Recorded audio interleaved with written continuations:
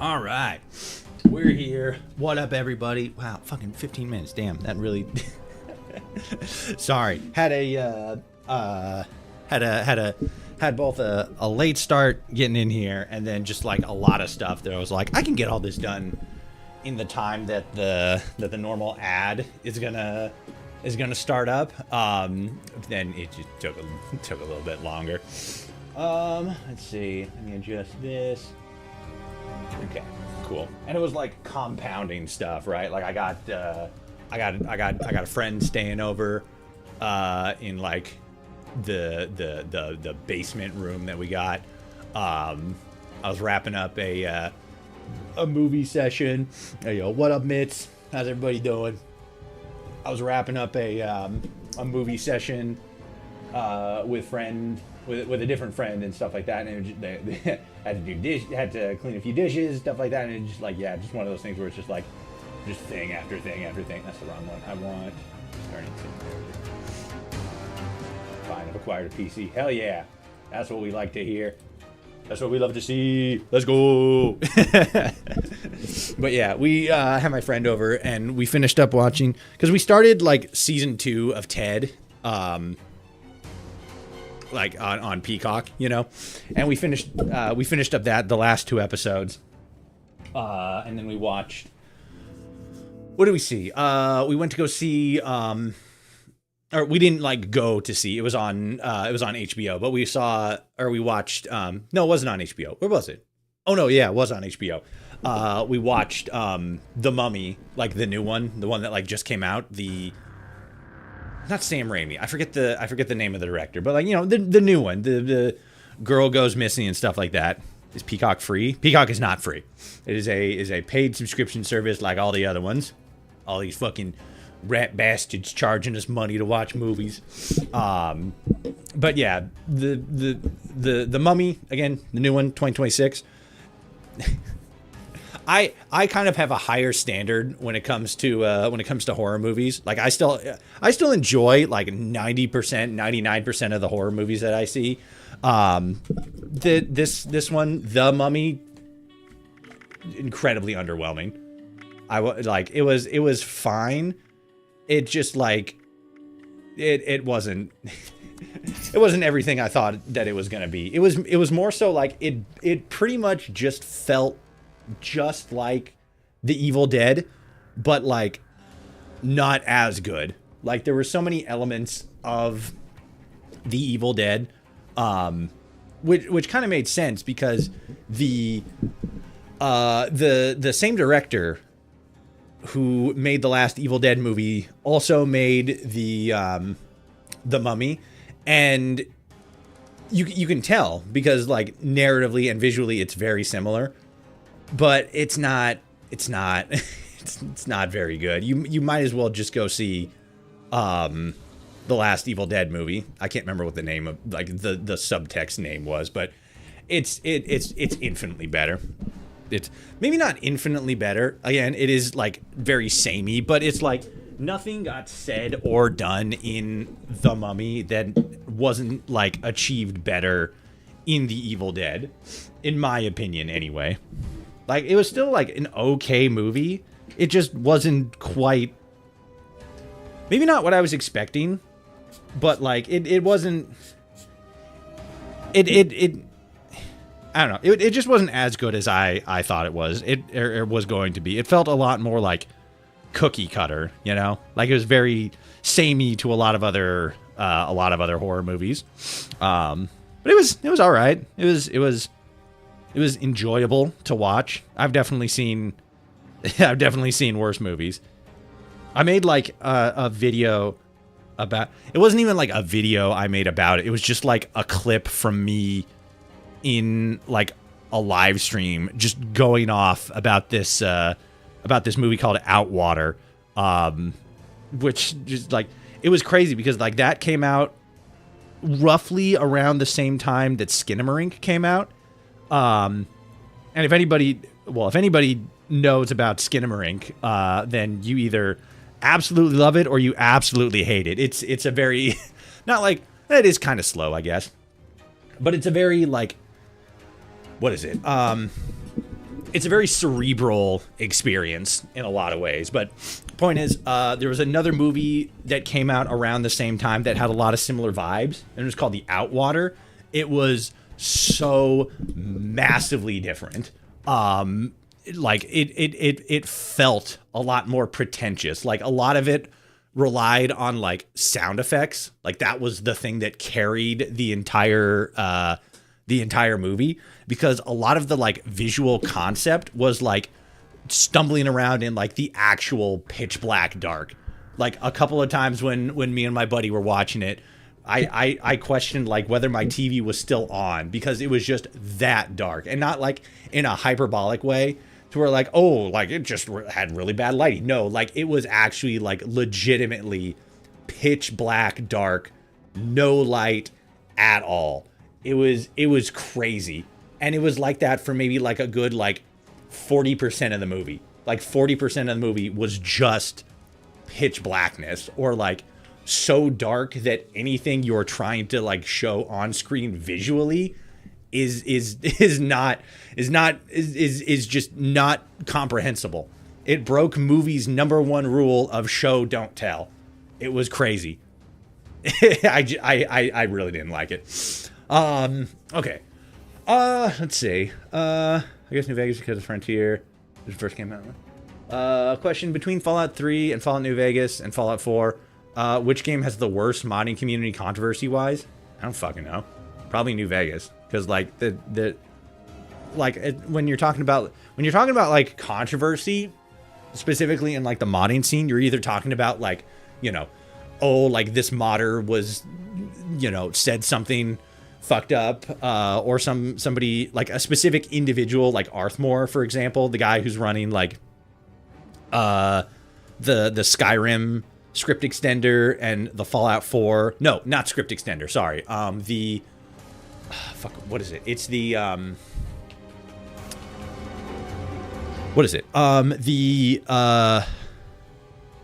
I can't even remember the name of the mod. It's the community patch one. I can't remember the name. It's like the mod that everybody downloads. Like it's the community patch mod that, like, you know, touches up little bits and pieces here and there. He specifically has been embroiled in a lot of stuff.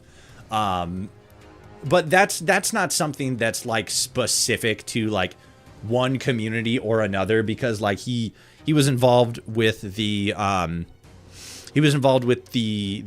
modding community, and then he got into the Fallout 4 modding community with the community patch one. And then I think he got into, no, yeah, he did get into Starfield, because like whenever somebody's like trying to be critical of Starfield, they do one of two things. They either like bring up legitimate issues with the game, or they just go in like this blanket direction and like it was boring and stuff like that, which is for some people, you know, it's definitely not a game for everybody. But one of the like quotes or like, you know, reference points that people will just like throw out is like, oh, it's so bad, not even the modding community dropped it. And it's like, no, they didn't, because it's the 11th most modded game on the Nexus. But that reference point does have an origin, and it was Arthmore saying that like he wasn't going to be involved with the community, you know, the community patch mod in the same way that he was involved with the Skyrim or the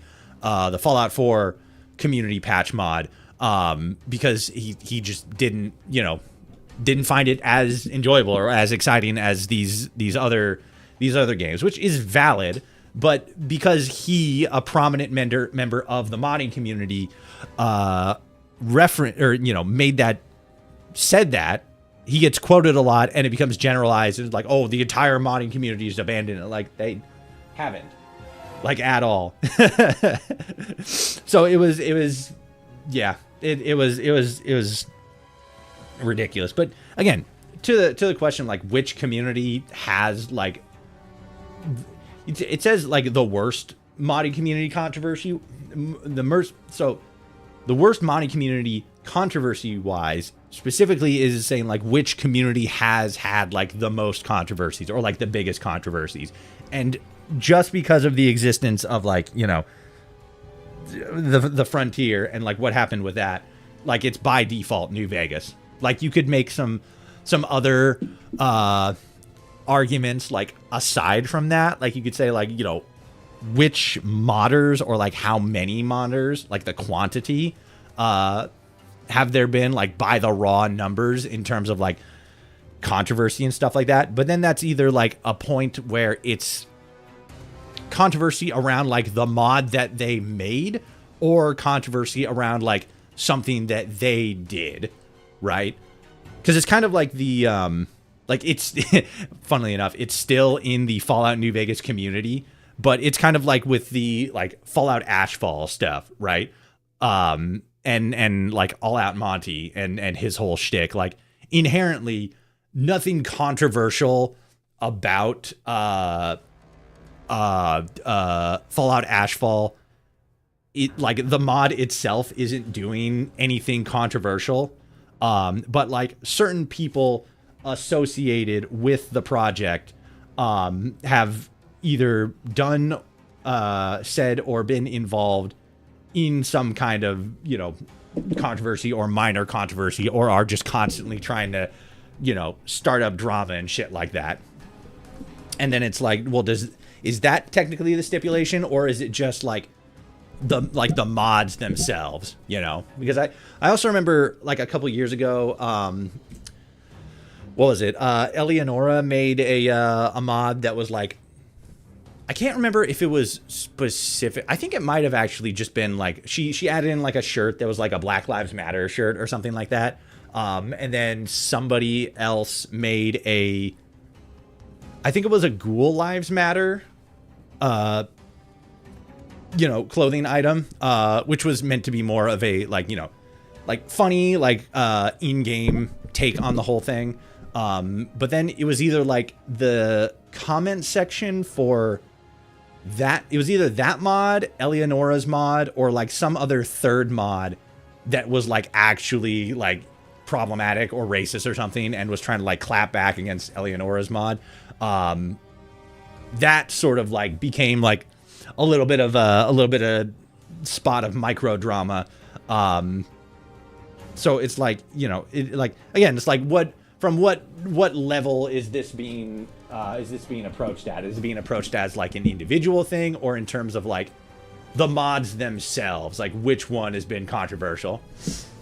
Oh, and saying Enclave are basically Trump supporters doesn't help either. I know, yeah, but like that's again, like that's more of a that's more of like an individual thing, right? Like that was something that TG Spy said. And I think even like when I had him on the podcast and interviewed him and stuff like that, I think he even said that like he regretted saying that, or like didn't fully like think through what he was saying, or like was saying it from a place of like, you know, like anger or spitefulness, or just like a negative mindset, right? Like he just like said it to said it, but it wasn't like you're like, oh, like I don't mean this. I'm just like, you know, angry and I'm just, you know, saying shit. But yeah, it's either like the question is more so like, is it like which community just has like the most controversial mods, right? Like they put out a lot. There's a lot more like individual mods that are controversial, or like the specific people, right? And as was already said, for me specifically, I feel like that it's 100% Fallout New Vegas. Mostly because of it's just like a numbers thing, right? More people mod for New Vegas. Sorry. More people have modded for Fallout New Vegas longer than the amount of people who have been modding for Fallout 4. Because Fallout 4 has the most mods, second only to like Skyrim. But they've also been modding for a shorter amount of time, and don't have as many like huge projects, right? The biggest project that's come out of the Fallout 4 modding sphere has been Fallout London. And while there's like a little bit of like, you know, back and not back and forth, but like there's a little bit of drama attached to that. It's not quite the same, not even like remotely the same as a lot of the drama attached to Fallout 4. So, or to New Vegas. So like objectively, yeah, it's Fallout New Vegas. I gotta wonder if a lot of stuff went under the radar or was all approved. Several aspects of America being approved seem creepy, so I gotta assume it was all done secretly during production. No, yeah, that was one of the things that I sort of, not really like directly, but like indirectly asked TG Spy. It was like, you know, because it was effectively that, like, you know, how much stuff was like knowingly an issue, or like was perceived to potentially be an issue, and how much was just like, you know, poor, you know, what's the term? More so like, you know, wasn't fully thought through, right? Because there are certain things that when you place it in its meta commentary concept, like the Deathclaw, for example, right? Like, it is kind of a funny, dark humor joke, because the whole point of that is like you go through the encounter and then you wake up and all your bones are broken. Like, that's kind of funny. But the problem is that didn't, like, it was broken. So that interaction, or sorry, that outcome never actually happened, or at least didn't happen to the level, like didn't happen as much, happened like a lot more sparingly between, you know, individuals. I can't remember the exact details. I feel like it happened for some people, but majority, not a whole lot of people. But yeah, conceptually, that's kind of a funny joke, but when it doesn't have the punchline, it's just really weird. Was that a Wild Wasteland? Yes. So it was I think what was supposed to happen is the entire interaction was supposed to be a Wild Wasteland thing, but somehow or in some way in the coding, the ending is just the thing that didn't happen, because I was able to run into it on a non-Wild Wasteland run, but the ending didn't play. So it could be that like people who had Wild Wasteland did have the entire interaction play, but it's supposed to be a thing where like the entire encounter is just like not available unless you have Wild Wasteland. That would be my theory anyway. Got to get some of that sweet, sweet Deathclaw loving. Hell yeah. I'm worried about the PC and tech market, and everything is becoming so damn expensive. Yeah. We got Nat Star soon on Twitch. If you guys on Twitch want to see less ads, consider becoming a member. I mean, like, Steam even said that. Steam even straight up came out and said, like, hey, you know, we would love to make the Steam machine, you know, not as expensive. But fucking everything's just so fucking expensive right now. RAM's fucking blowing up. There's actual, like, companies that make RAM that say, like, we're not going to be, you know, selling to the public anymore. We're just going to be selling to fucking data centers and shit like that. And it's like, great. You know, they say once you go Deathclaw, you don't go anywhere because all your bones are broken. Exactly. See, you guys get it. You guys get it. I managed to acquire a PC. Yeah, I saw that. Fuck yeah. What'd you get? Let's jump in here. Boop. So we're going to continue the merry adventures of Dawson. We are in Charleston? No. Charleston's to the south. Fuck, what's the one with Vault-Tec University? I can't remember the name. Also, we're going to switch out to game mode here in a second.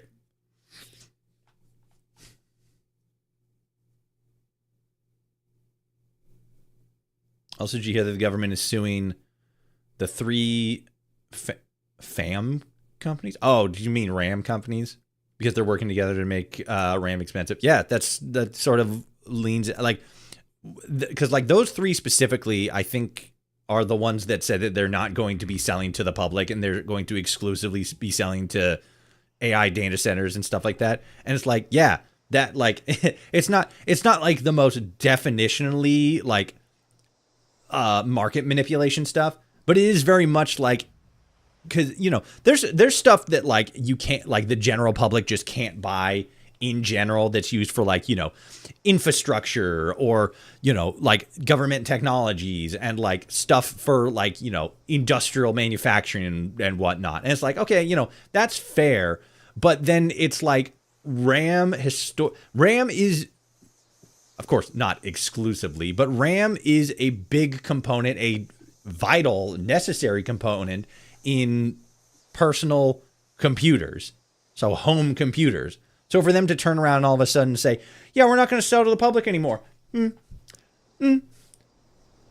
going to sell exclusively to AI data centers, which are the entire reason why the price of RAM is more expensive. Then it's like, okay, well, this very much seems like an insider trading sort of thing. Like, what the fuck? Or not like insider trading exactly, but like, yeah, another one of those like very clear like market manipulation sort of things. I don't know the specs because it was from a friend who recently bought a new one and gave me his old one. Download a you can't see it here, but I have a program. I could like move it over here, I guess. I don't know if you can really see that very well. But there's a program called User Benchmark, and it's a benchmarking tool for like seeing like how good your system is and stuff like that. Download that; it's free to download. I think you need to do like there's like a little game attached to it as sort of like, hey, you have the free version. So instead of like making you watch an ad, you just got to do this little little 3D puzzle thing. But like, download it, run it, and then it'll tell you like what components you have, like what your components are and how they stack up against like, the not the national, but like their like internal archives and other, they'll compare your stuff to the stuff that other people who have also used their service have.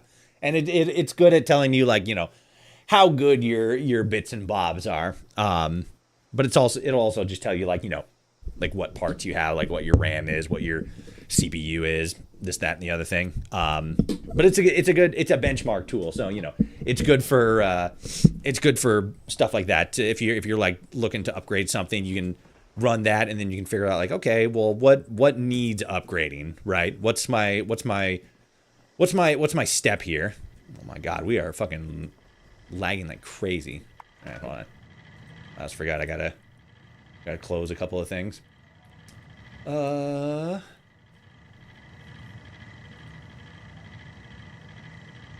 Probably don't need that open. That's fine. Oh, I gotta do that too. So let's close that. And then that.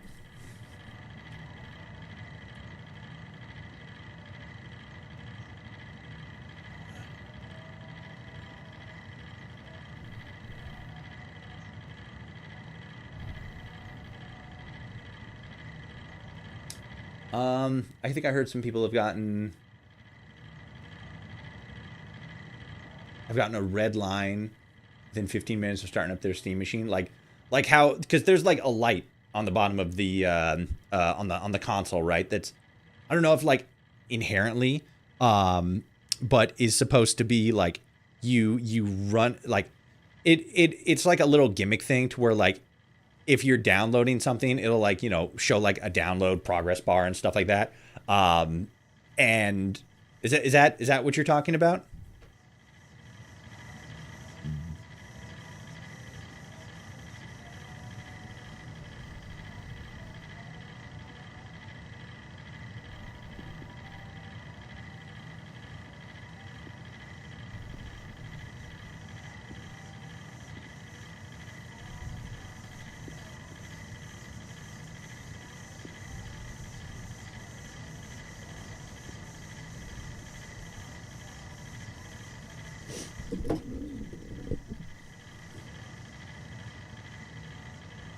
Hello, Toshi. I sent you a surprise in the mail. It will make you explode with how cool it is. Oh my God. That's funny. Also, just like a general, like I know you're joking and stuff like that, and that's the whole bit. Probably not a good idea to joke about fucking mailing streamers fucking pipe bombs and shit like that. Like, I'm not saying, like, I'm fucking, like, calling you out or anything. I'm just saying, like, fucking be careful. Like, YouTube is fucking crazy with some shit. Apparently it's similar to the Red Rings and Ash Black. Okay, I get that. But then, like, I'm trying to remember what caused the Red Ring of Death on the Xbox.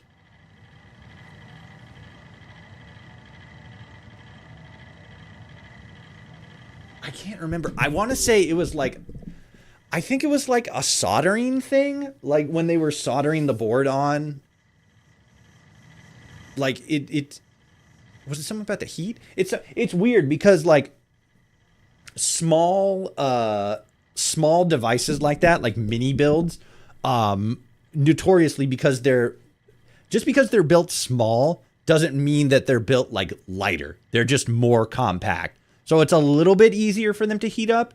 So it's like I could see that, but I also, especially since you said like specifically like, you know, where is it, like some people are having it happen.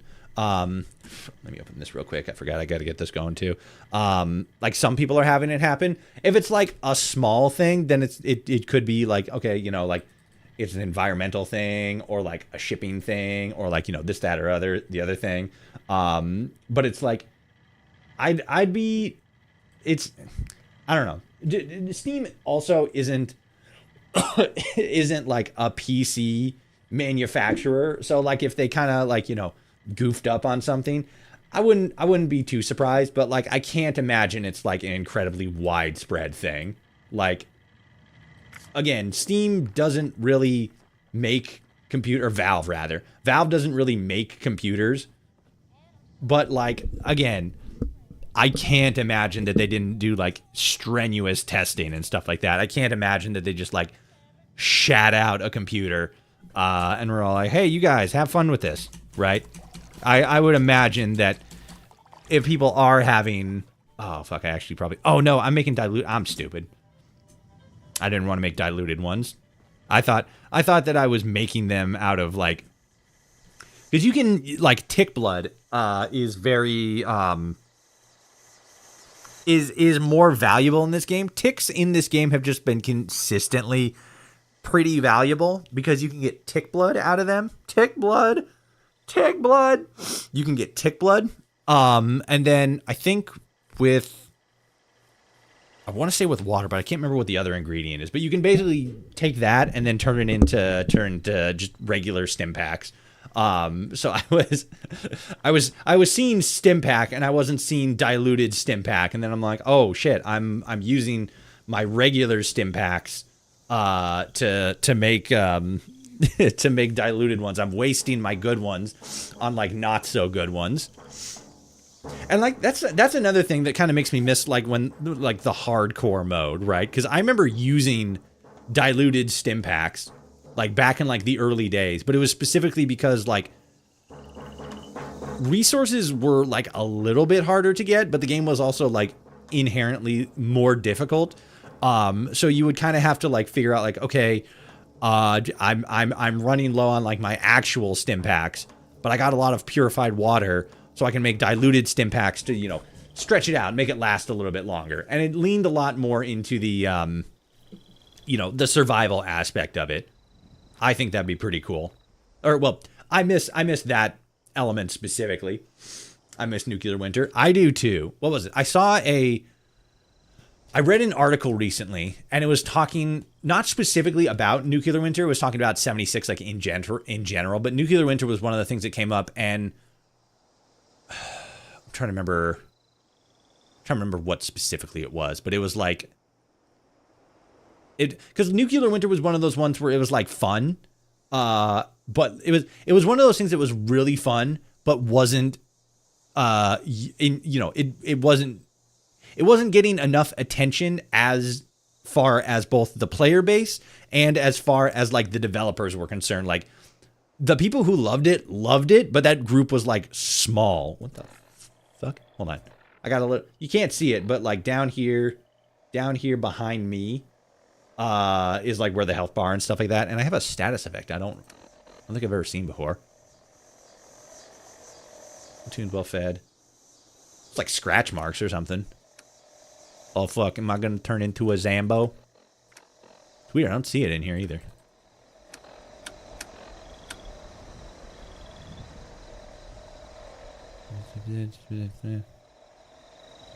Oh. No, that's poison. No, that's poison. What is that? Bleeding damage? Weird, yeah, because it's not in here. Anyway, the what were we talking about? Nuclear Winter. Yeah, yeah. What was it? They said something like it was.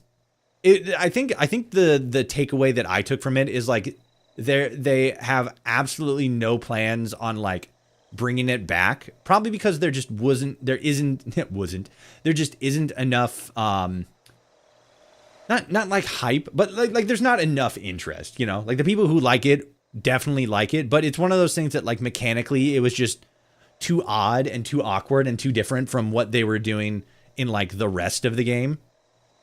What's the icon? What icon? Oh, let me. Okay, so you're on TikTok there. So let me do this. Oh, fuck it. I don't really want to do that either. Hold on. Let me do this. La la la. I can show you. The Ghoul Quest is cool. The Ohio one where you like go and do the bounty hunter stuff. Yeah, that is pretty cool. I kind of like that. It's I don't know. It's one of those things where like it's an ambient quest, so it's like not. It's not my favorite. I'm not the biggest fan of ambient quests. There it is. Screen. Okay. And then game capture. Oh, I would need to go to like screen. Oh no, not that one. Display screen. Yeah, there we go. Yeah, so this is what the symbol looks like. I've never seen that one before in all of my days.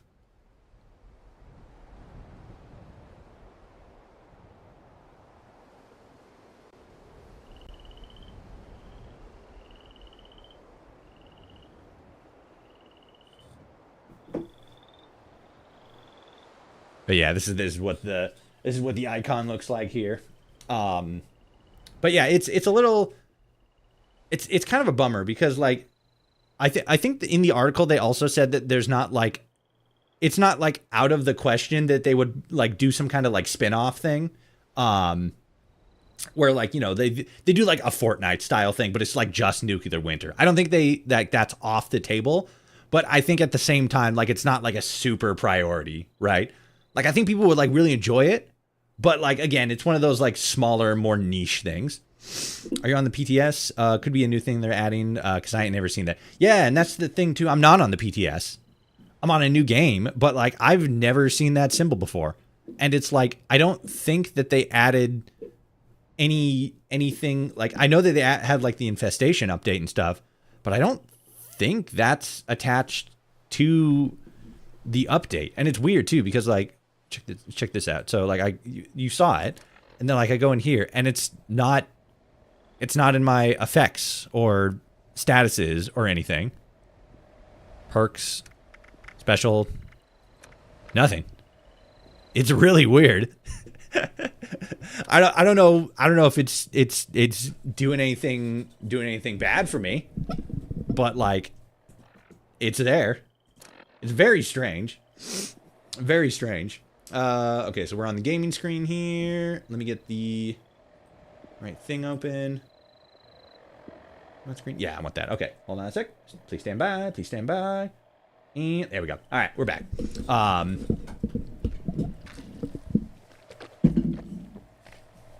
No, the one where you can choose to be a ghoul. Oh yeah, yeah, that was a good one. I like that one. It's it's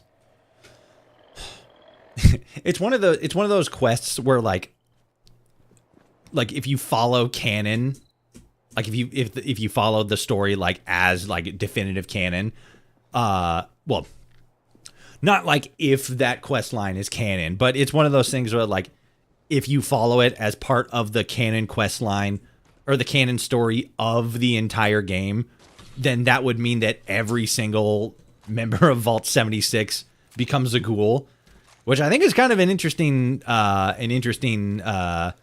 idea, but as like a game, because like the only way that you can like not be a ghoul anymore is if you do it in a meta way. You get like one or two chances. You get one chance in game to revert back, and then after that you have to like buy tokens from the Atom shop or whatever. But like I think it's even addressed in the mission. I think you can ask her like, well, is there a way to reverse? And she's all like, fucking no, idiot. And it's like, all right, fair enough. Like, she doesn't say that like verbatim, but like that's basically the energy she comes at you with. And I thought that was so funny. That was a funny line. Bam, bitch. Run, fucker. God. That's the one thing I don't like about. I actually don't remember if that was a Fallout 76 thing or if it was also in Fallout 4, but yeah, I don't like not being able to run while reloading. That seems kind of silly. That's a weird one. The image implies a scratch, which means it can mean bleeding. Strange. Yeah, I'm a human. Yeah, me too. I was ghoul for like a little bit, but like it was interesting because I was thinking like, oh, I could probably like mess around with like a build or something like that, because like some ghoul builds can get like really strong, especially because like my main build. Also on the scratch icon, it's now gone. So maybe it was some sort of like bleeding thing that I picked up somewhere. But it's gone now. So, but like ghoul build specifically, like it's interesting because with my character, I'm basically built in such a way to where like I don't take radiation damage ever. Like I can accrue radiation, but I also have like that one perk that makes it so that like radiation goes away in the sun and I like heal, right? Cannibal ghoul. Yeah, just go full like lean fully into the zombie trope. But yeah, I turned ghoul just for like the story and stuff like that. And I originally thought like, oh, I could probably do something with this. I could probably make like an interesting build. But then like I looked at my character in like my ghoul form, and because so much of my face is covered up by fucking like, the gas mask and the goggles and stuff like that, I don't fucking look any different. I looked a lot more like just like, oh, it looks like I just fucking got out of swimming or whatever. So cool, I guess. But then I think I saw there was like some other downsides where it's like, I don't know if this is really like worth the like, trying to min-max it a little bit so that I could get an additional, like refine my build like that little tiny bit more, right? I don't know if that's really worth it.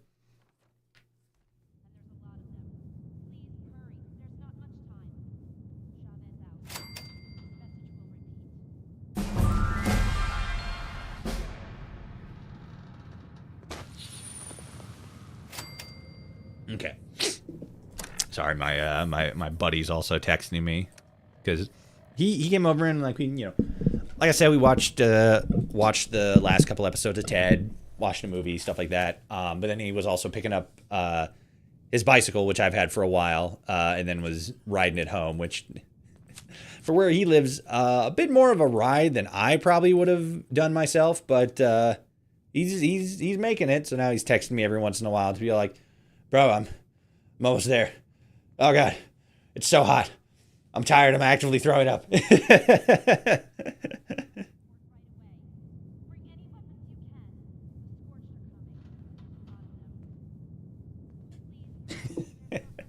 So, yeah, he's just texting me about that and stuff.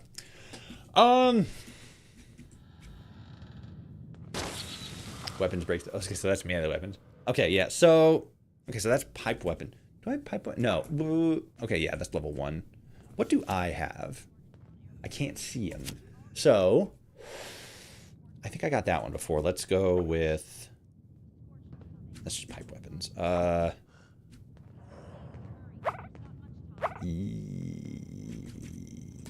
melee weapons. Because the build I'm going for, or at least in the right now. As far as like just these stats and stuff, right? Because I originally went with on I've talked about this before on my Toshi build when I originally started playing the game. 8 years ago, because that's how long the game's been out. Which I try so fucking hard not to think about, because that just reminds me that I'm old and dying. But when I originally started playing the game, I did it as, you know, I usually do, or usually did, with games like this, where, like, you know, I go, you know, stealth sniper. And back then it also made a bit more sense, because, like, you know, PvP was just like always on. So if, like, I get spotted by it made more sense to me to just, like, hide and stay hidden and be stealthy and, you know, this, that, and the other thing. So, like, that was my build. Long range, stealth, boom. Fucking stealth archer. Oh, super creative. But that was my original build. And then at some point I started switching more into, like, a rifle build. But that didn't really have the same, you know, pedigree. It wasn't the same. It wasn't as sustainable. But then I eventually transitioned into like super durable, heavy defense turret flamer, basically. Like, I stand still and just, like, hit everything around me with my flamer. And unless it's, like, an end game boss, like a lot of the infestation monsters, or, like, the Deathclaw or the Scorpions in Ohio, like, nothing kills me. Nothing even gets close to killing me, because the damage that I output with my flamer and the health that I get, the damage that I output with my flamer, combined with how much health the flamethrower restores to me, combined with how much damage is blocked by my armor build, like, I said, if I stand still, it has to be the hardest hitting things in the game for it to actually kill me. I think even the Scorch Beasts have a little bit of a hard time. I haven't really tested it too much on the Queen, but point is, for this build, I'm kind of shifting into a different direction, probably, like, maybe a shotgun build, maybe rifle build. Like, I don't really want to go, like, full rifle, because that seems a little bit too generic, but, you know, shotgun build might be kind of fun. Because especially shotgun builds, like, they can get crazy in this game. But, like, that might be the way to go. But then, like, just because we're, like, talking about it now, I'm thinking, like, oh, wait, maybe like, once we get to that point, it would be kind of interesting to make Dawson our, like, ghoul character, you know? That might be kind of interesting. So maybe there's something we can do with that. Maybe we can play into that a little bit. But yeah, there's Rick. There's a lot of different directions we can go with it. But maybe Dawson will be our ghoul character. What up? Bam! Oh, I missed. Bitch. Fuck you. God, fucking, can I hit anything with this pistol? I guess technically I was. It just took several bullets. Where's my shotgun? There we go. 31. I'm probably not going to get shotgun bullets in the same, like, to the same capacity that I was getting, that I, like, output them, right? Like, I'm probably not going to get enough back to sort of replenish what I use. Maybe. I don't know. We'll see what happens. We're in a bit more of a confined space, so maybe I'll just rock with this for a little bit. Blah, blah, blah, blah, blah. Can I run? Yeah, I can run. I wasn't sure if I was over and crumbled or not. Bam! Bam! Oops. Hit. Bam! Yeah, I don't know if I want to use the shotgun right now. It doesn't shoot as quickly as I want it to. Probably because this is a... This isn't a combat shotgun, right? This is a... Yeah, pump action. I usually like stuff that has a little bit faster of a fire rate, but not like automatic, you know? Something just fast enough to where when I like actually shoot it and need to like reload, even that's kind of a little bit, but it's like, you know, the damage output ratio is much better. Like, this is one shot dead, even if it does take a little bit to actually, like, spin up all the way. Got him. I'm just a fucking menace with this fucking long barrel. I don't even think this is a long barrel. It's a longer barrel, but it's not a long barrel. Can you imagine like a longer long barrel? It's just a fucking like 12 feet of PCP pipe on the end of a fucking trigger. He took the shot for his friend. Oh my god. Too bad his friend didn't fucking see that second bullet coming. Oh. I had a joke about the shot I got on that one, but I didn't. It's one of those ones where like that's kind of poor taste, but like it's really funny. Let's get these. Can I open this? Okay, so ooh. I got level 1 lockpick.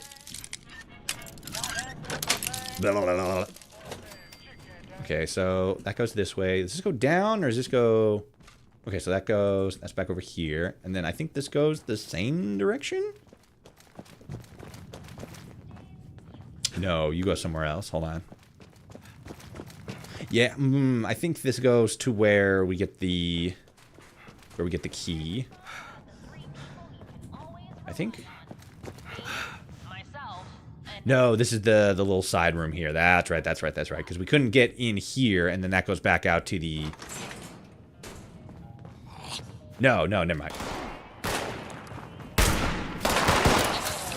I don't know what it is about interior spaces in Bethesda games, but I always get just so... I always get so turned around.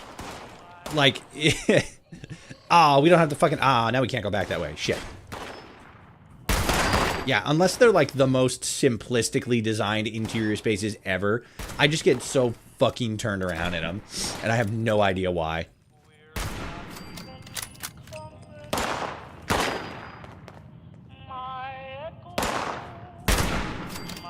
Shadow and me.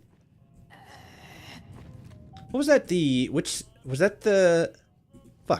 Is that the one they used at the end of Fallout Season 1? I think it was. No, yeah, it was. I remember now.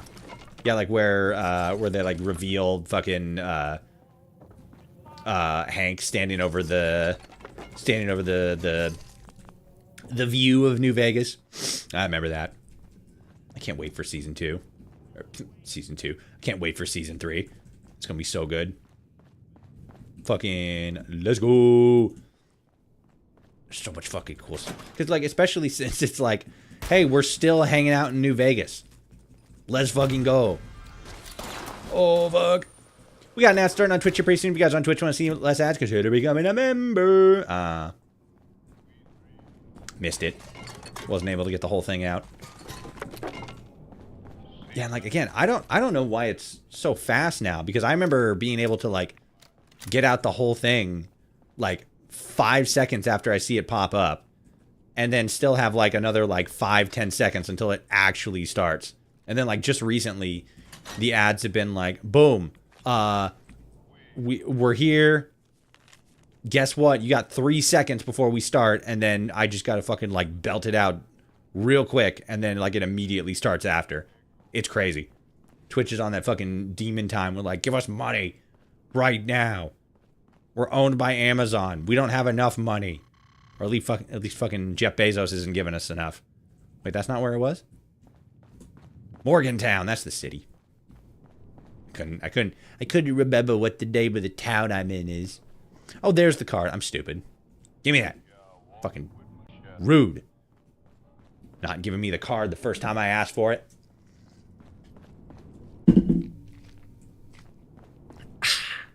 Water. Okay. Bloop.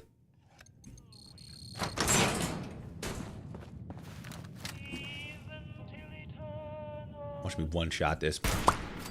Oh.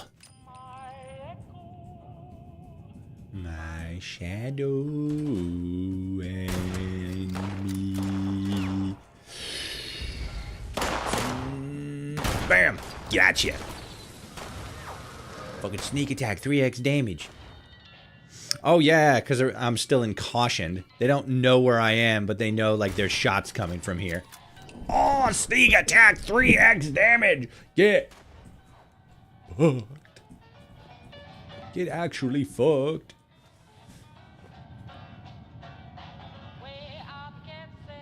I know there's at least one or two more people down there.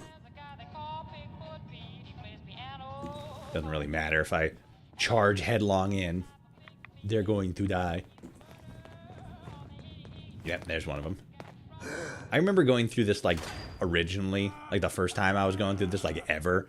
And I remember just, like, this whole area just being such a, like, oh my god. Oh my god. Just, like, fucking such a, not a grind. Well, kind of a grind, but more like a gauntlet, you know? Like, I'm fucking, like, savoring every bullet, and I'm just like, oh my god, I really gotta, like, you know, figure out, like, my ammo situation and stuff like that. Old man Toshi rants about how Fallout 76 used to be better back in the olden times. I'm back. How are we doing with this new character? We're doing pretty good. It's funny because it's been so long since I, like, originally ran through a lot of these locations with, like, a new character. I can do them, like, easy peasy, and because I, you know, remember how to, like, navigate all of this stuff, because I still, like, every once in a while came through, like, different areas and stuff. Like, it's easy. I don't get, like, lost very often unless I just, like, straight up forget where I am. It's easy. And then because Fallout 76 is a lot more generous with loot drops and stuff like that, I don't need to worry about, like, oh, I need to switch to, like, a melee weapon, or I need to, like, switch to this other gun that's not as good because I ran out of ammo. It's fucking easy. It's so easy.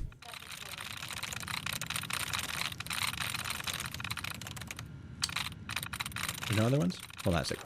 I can use 10,000% of my brain. My hacking brain. There it is.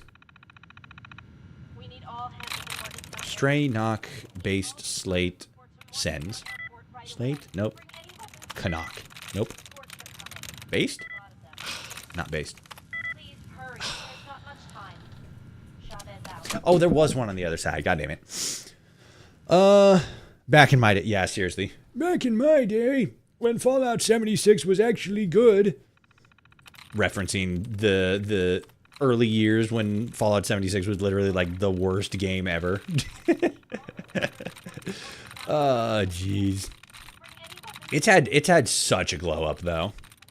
Like, it's still not, like, you know, the greatest game, but, like, it's had such a comeback.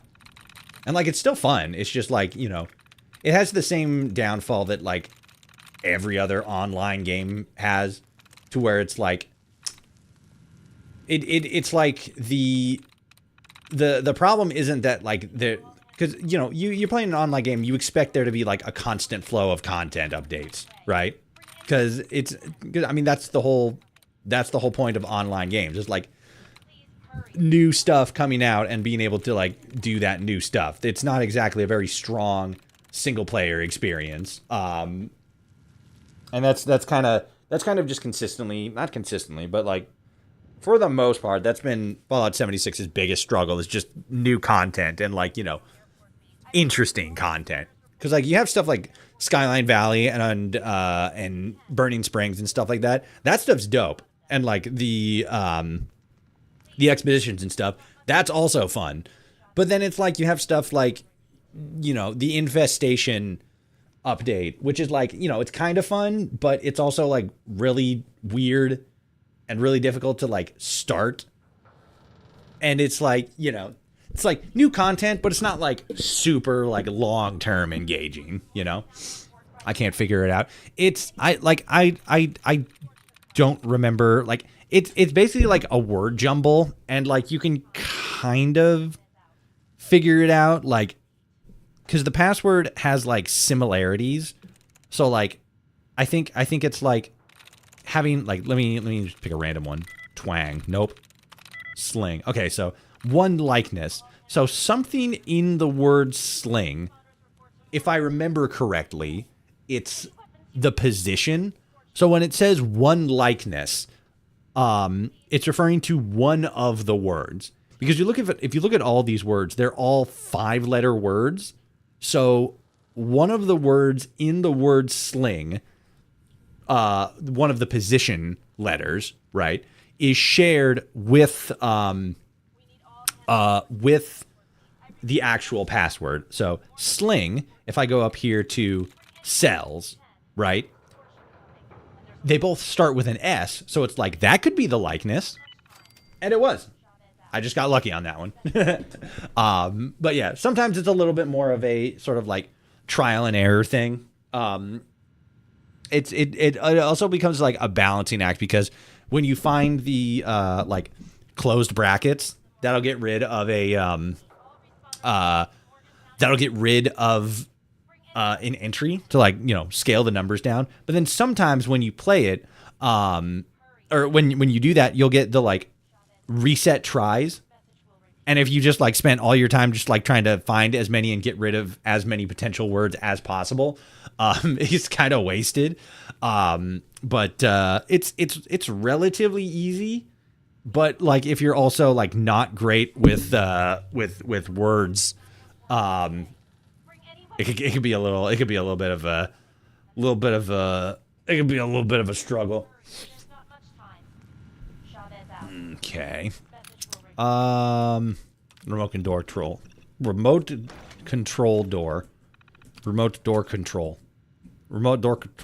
The fucking darkest fucking scene in this entire game. This whole room is like actual nightmare fuel. It's horrifying. This responder tape right here, personal log. I'm not even gonna play it. I'm just gonna take it because like this whole thing is just fucking depressing. This is a fucking depressing ass scene. I made a whole fucking video about it, actually. One of the very, very few like lore videos on Fallout that I ever made.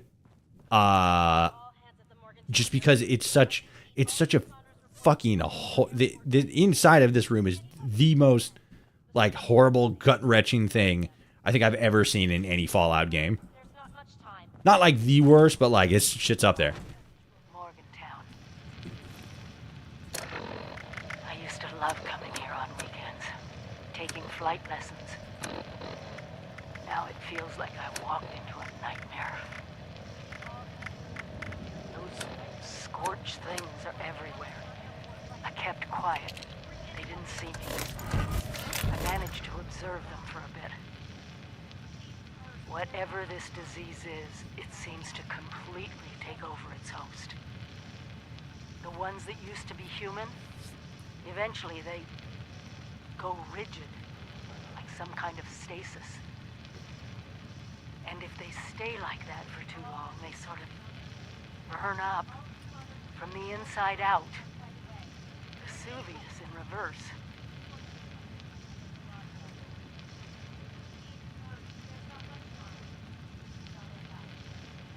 I wondered what could possibly cause all this. And then I got my answer. It swooped down from the sky, screeching, breathing, infecting everything. I don't know how to fight this. But we need to consider all our options. Even the nukes. We find the source of this scorched plague and wipe it from the map before it can leave Appalachia.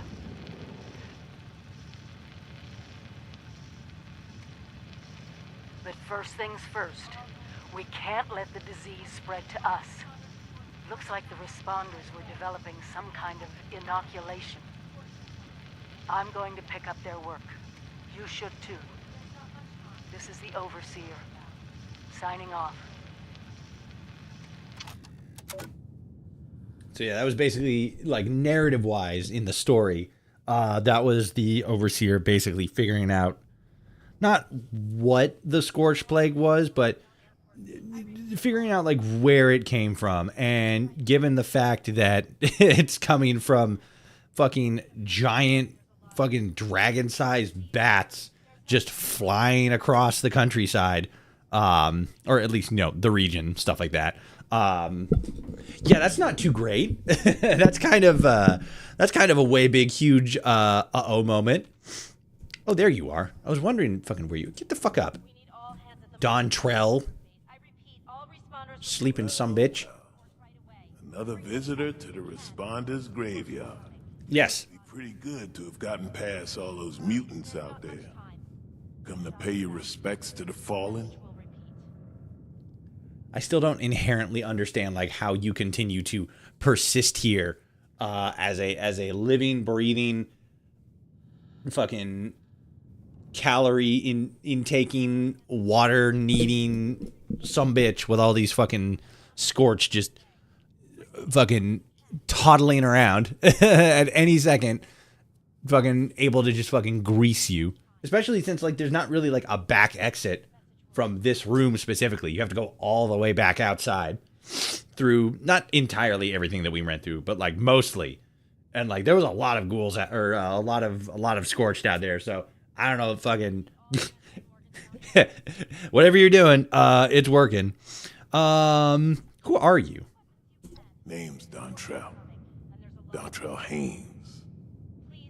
I got a brother around here somewhere, or maybe somewhere else. All I know, he was one of these responders. Came to check on him. Was a few years too late, looks like. Now, I'm just marking time while the cancer eats me up from inside. In the end, none of us can escape our fate. We'll all be food for the worms. Please hurry. There's not much time. Chavez out. Dower. Sav Blue. Thank you for the follow on TikTok. Big huge gamer moment. I need to fucking I need to actually get set up with an actual like TikTok specific overlay stuff, because I've talked about this a couple times. The service that I use says that it has TikTok integration, but then it doesn't actually like do any of the things. Like, it's like, you know, overlay stuff, and it's like, oh, it'll do fucking like, you know, YouTube, it'll do Twitch, I think it does Kick, and then it also does TikTok for like chat overlay. And I'm like, awesome, that's cool. But then like for whatever reason, it just doesn't do it for TikTok. And so I got to go to a completely different service and set up a completely different chat overlay just for TikTok. And then like notifications, like when somebody follows me and, you know, sends gifts and shit like that, that also doesn't work. So it's like, great, I got to get an entirely different thing just for TikTok. Ridiculous. That's why we have to make our lives count for something. That's just the kind of that way the worms don't just eat us and be like, I just looked out for myself. Now I'm still alive, and he's long gone. Did his life count for something? I don't really know. He and the other responders saved a lot of folks, but they all died eventually. Now they all dust and memories, and even those will fade in time. Anyway. Okay. Anyway, now that I said all this bummer shit and gave a fucking, you know, good long pause, let's talk about something else. Intelligence +4. If you're on borrowed time, it only seems reasonable to give me your supplies. Cool. Deeply sorry, both for you and your brothers. Is there anything I can do? Interesting. Give me your shit. We brought nothing into this world, and we can take nothing out of it. I believe that's 1 Timothy chapter 6, verse 7. I don't know any Timothy. Brought me comfort these past few years. Maybe I can give you something that'll do the same. This is supposed to help with radiation. Won't do me much good now. So here, you take it. I'm dying. I'm surrounded by goobers with green rocks growing out of them. You mentioned your brother? Question mark? 5 years younger than me. Star running back in high school. And handsome, too. Had all the ladies chasing him. He followed me into the army. Became an MP. Then got out and moved to Morgantown. Signed up with the police. Back then, I was still living in Cincinnati. We talk on the radio. He tried to get me to come out here and join the responders more than once. I do miss him.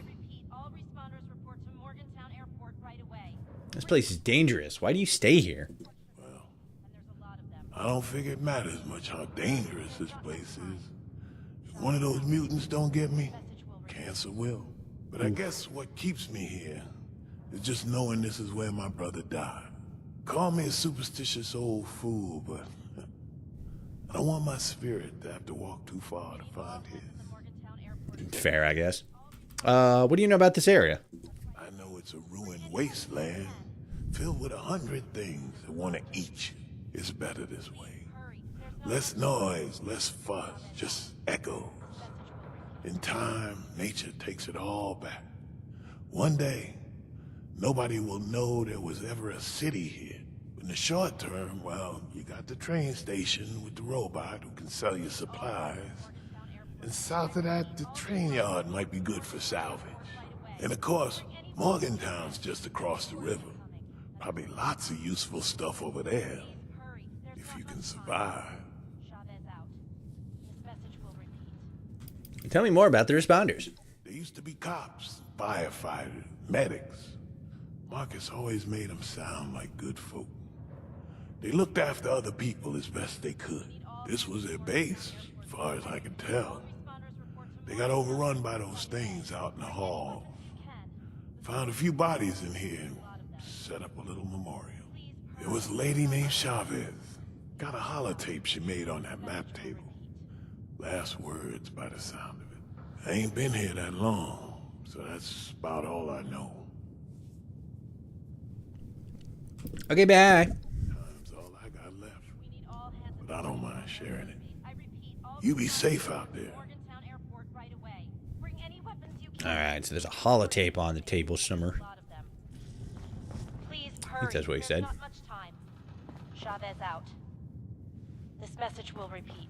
Oh, wait, no. Is it in here?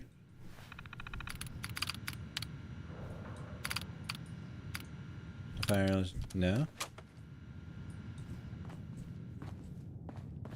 We need all hands at the Morgantown Airport base. I repeat, all responders report to Morgantown Airport right away. Bring any weapons you can. The score. Oh, it's in the radio. I thought he said holotape. Please hurry. There's not much time. Oh, there's the holotape. Chavez out. This message will Oh, repeat. shit. I actually wanted to fucking run that back. There it is. My name is Maria Chavez. And I am about to die. The Scorched have overrun our defenses. They're coming for us all. If you find us, please listen carefully. We were called the Responders. After the bombs fell, we tried to help people. Maybe I can still help you. The terminal nearby, if it's still there, use it. Learn about the inoculation project. It might just save your life. Oh, shit! What up, They're Ranger? here. I'm out of time. Read the terminal. You a college Learn freshman? about the Could be. Maybe. Remember I missed the first one. I just saw your little cat head there. Little box critter. Alright. So we gotta look on this thing. Hold on. We have to eat bubble gum. We did it.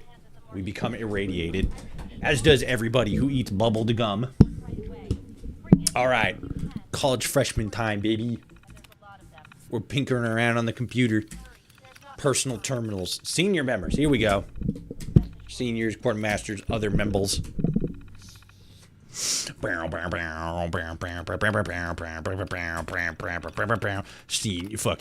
Not senior, freshman research, messages, reading emails, dealing with the Brotherhood.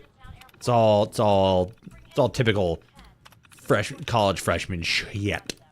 Dispense rations, do it. Hey, I got rations.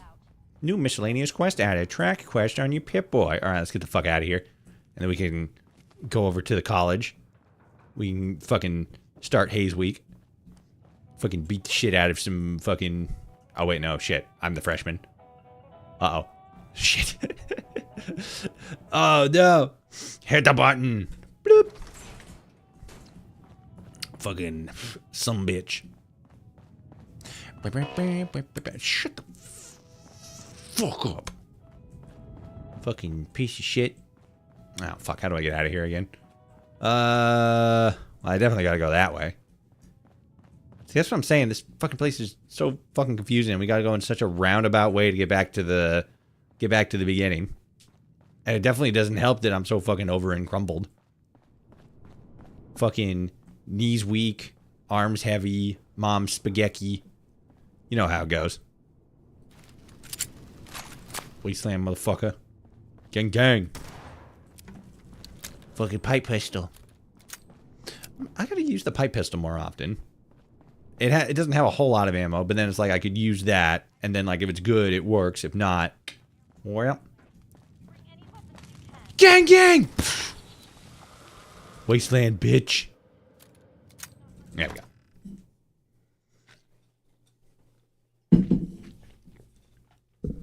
All right, gamers. It's time to go to college.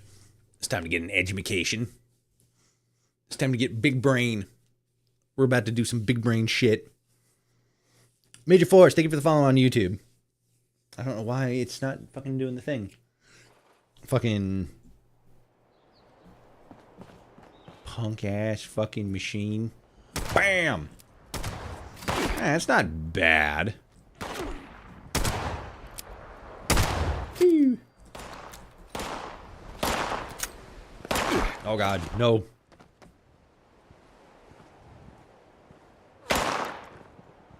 Bam. Missed. Bam. Tummy shot. Bam. Chest shot. You're 11.4k now. I know. I got a fucking major boost. What was it? It was, I think it was actually the fucking Amazing Digital Circus video I did, where I talked about the, like the ending and stuff like that. That went crazy after a little bit. And then there was a different one. It was that one, a different one that I did, and then the last two, not like the last, like, you know, couple of videos, but a couple of the two specifically out of the last, like, bunch that I've done, talking about fucking, like, Jax being trans and stuff like that. Those were getting some numbies on them, and I got a couple of views from that, but it's mostly the Amazing Digital Circus ending thing. What was that video called again? I forgot. Hold on a sec. Let me pull this up right here. But yeah, that one did pretty good. And then what was the other one? There was another one that, like, again, more recently did really good. Oh yeah, me talking about the whole fucking how I was the only person to show up to the Big Walk event. That got some attention. The Amazing Digital Circus thing got some attention. The whole fucking Jax being trans stuff, that got some attention. And then talking about the Steam Machine, that did some that did some numbies, but it was mostly the Amazing Digital Circus thing. Everybody loves the funny gay critters. I was gonna go meditate, but Rupee had other ideas. Cats always do. They're like, fucking, you pet me immediately, or there's going to be consequences for your actions. Where the fucking... I just put down a tent. Where'd it go? Did I not? Did I not put it down?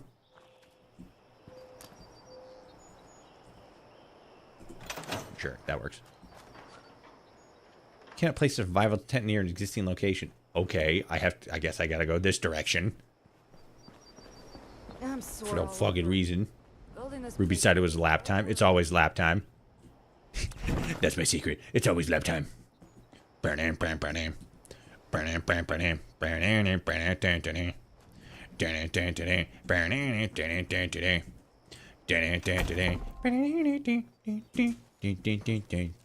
probably just combined like 3 different songs there, but you guys get it. Shit, I gotta switch to a different one. This doesn't have a fucking trash bin.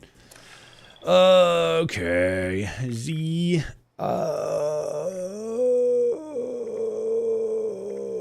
App shop. There we go. Do.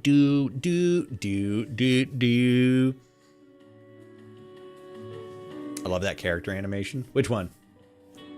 Which character animation is the bestest that you are speaking of?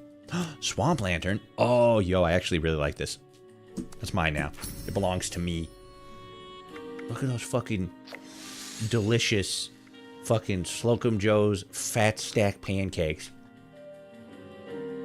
You, bro. Oh, you're talking about my PNG tuber guy here. Yeah, I like him. He's pretty good. I haven't spent, like, as much time as I probably could be messing with that character up top. Up top.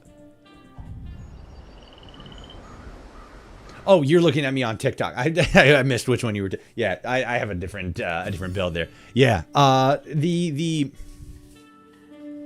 The character, like PNG tuber rigging software. Not even really like rigging, but like response stuff, because it's supposed to like be reactive to my voice. But then there's like, I can make it sort of like do like more simplistic animation stuff, like add a little bit more bounce, a little bit more movement and stuff like that. I just haven't really given it the proper time to like really zhuzh it up like this. But it is a lot more it is a lot more responsive and a lot more dynamic than my original stuff, where it was literally just like a PNG of me, and then like every once, like when I speak, it would just like jiggle around and stuff. And like, that's fine. That's like, you know, good, simple stuff, but it's more interesting when there's a little dynamism to the caricature. Where is, there it is, tense. That's weapons. Tense. There we go. Oh, that's where it starts. Okay. Holiday one. I guess we'll just go with the responder one. I don't remember all the tables that each one has, but I just need something. There we go. Okay.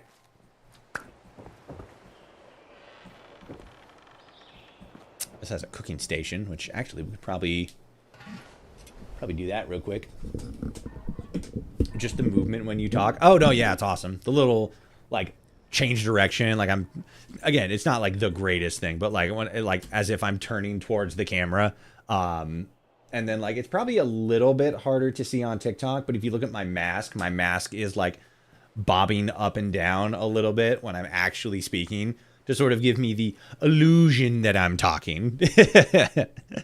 Again, like it's not the greatest, most refined thing in the world, especially since for whatever reason, the audio setting stuff on this, like the gate for when the microphone picks up my audio, for some reason it's really low, just by default.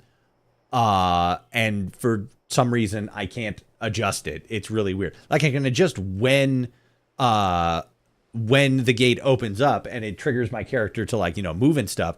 But for some reason I can't like set it to like, you know, up the gain. So it's like, it's a bit more responsive to just like make it more sensitive, right? Like if I'm talking like this, right? I'm talking normally. And it's picking up that I'm speaking, so it makes my character like move and stuff. But then like if I start talking like this, it doesn't always pick up my audio unless I hit like specific words. So like doing softer playthroughs, it's a lot harder to actually, and I have to like turn it down a lot more, but where it already is, I'd have to, it's like damn near off. It's crazy. So if I were to do like softer, quieter stuff like that, I'd either have to like really like fine tune the way that my audio thing captures, or I'd have to just turn it off in general, because it just, not that it wouldn't be working, but it wouldn't be like the same experience. Tochi ASMR, exactly. Fucking it sort of as like on that, but then like sort of a separate thing. For like long time viewers, you'll probably know like the other YouTubers that like I'm, you know, fans of and like watch their content and stuff. Some of them are, how do I put it? not as much like esoteric. Maybe esoteric's a good way to describe it, actually. But like one of the ones that I don't watch as much, but like really, really love their content.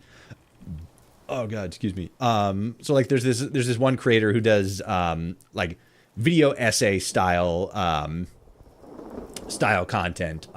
Jacob Geller, really, really well scripted and well produced. He makes very good essay videos. So if you guys are looking for like top tier essay videos, definitely go check him out.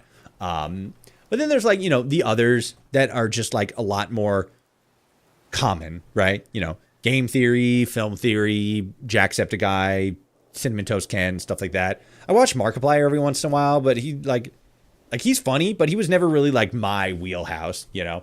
I'd play around with the whisper around it until I got the movement for the sound right. Yeah, like that's what I'm saying. Like it's one of those things where I need to like tweak it a little bit, and it's not exactly like super hard. It's just one of those things that like it doesn't really have a noticeable like benefit for the kind of content that I'm doing, right? If it's like I'm doing like fucking I can't remember the name of the game, but if I'm doing something where it's like I need to like be quieter because it's part of like the gameplay loop or whatever, like the game Don't Scream, right? If I'm doing something like that, then I'd probably have to, you know, go in and tweak it a little bit so it's a bit more sensitive, this, that, and the other thing. But normally I don't really fuck around with that. Charlie, yeah, like Penguin Zero, Critical, Charlie, all that stuff. But so yeah, like longtime viewers know, like those are like usually the creators that I watch. Jacksepticeye doesn't upload as much anymore. Well, he still does, but it's a lot, again, more like gameplay focused stuff. And then he has like his second channel for like more general stuff. But he uploaded a video yesterday called he's playing like some new Anomaly game. I can't remember. I actually have I think I still have the video up. What is it? It's called Capture 2. And it has it's funny because I think I was actually just earlier in the stream talking about the movie Skinamarink. But it's incredible, like very blatantly inspired by Skinamarink.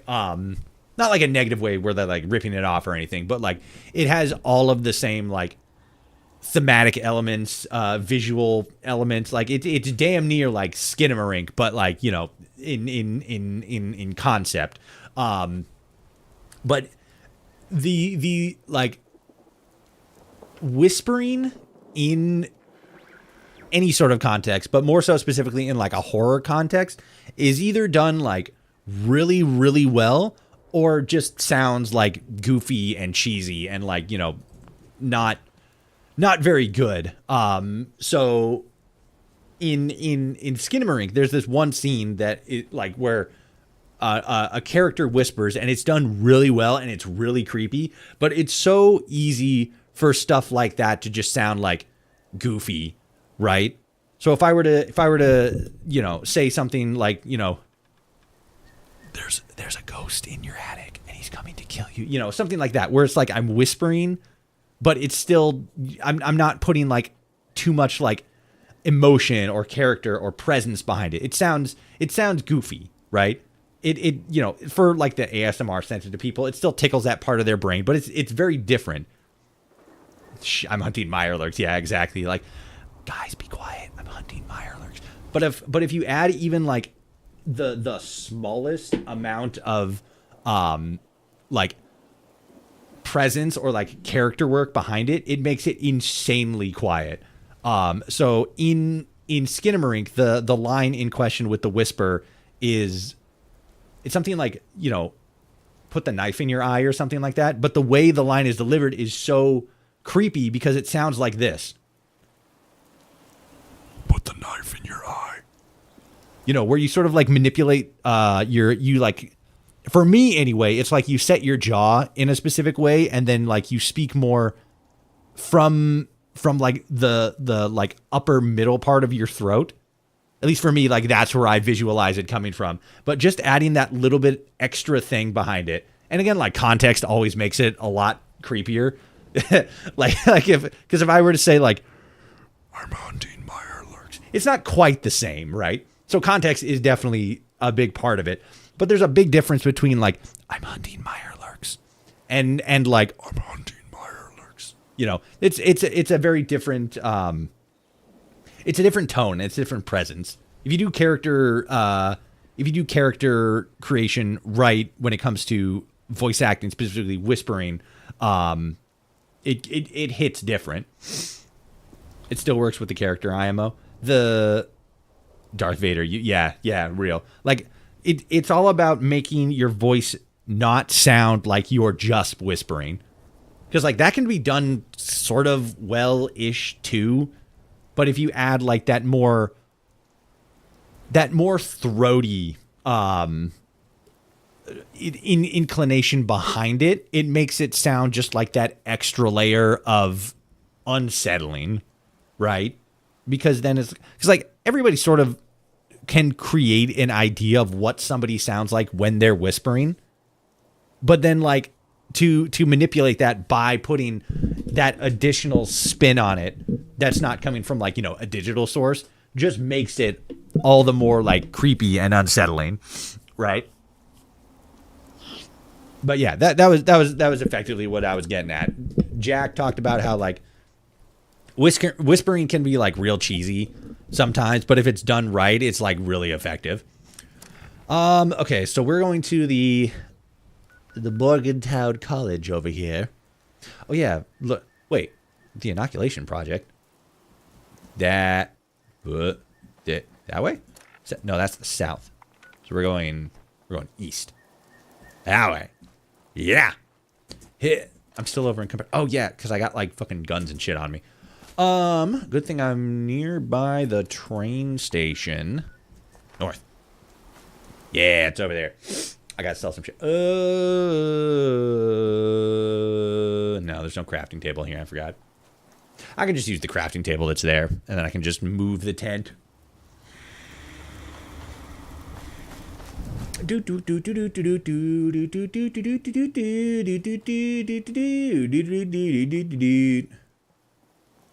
yeah, voice act. I feel like almost voice acting is sort of like an underappreciated skill these days, or like an underutilized skill. Because I mean, like, I don't know, because you have like, because I still remember like, oh fuck, I completely walked past it. I still remember like the whole controversy around like Chris Pratt playing Mario in the Mario movie. And it's like, you know, he kind of had a really difficult and daunting role ahead of him. Like, how do you know, unless it's I can't remember his name, but like the guy who's like the actual voice of Mario, unless you're like him, like everybody else is going to sound wrong, right? It's not going to sound correct. And since he was kind of going for a little bit more of like a less cartoony character, you know, I gotta put that on.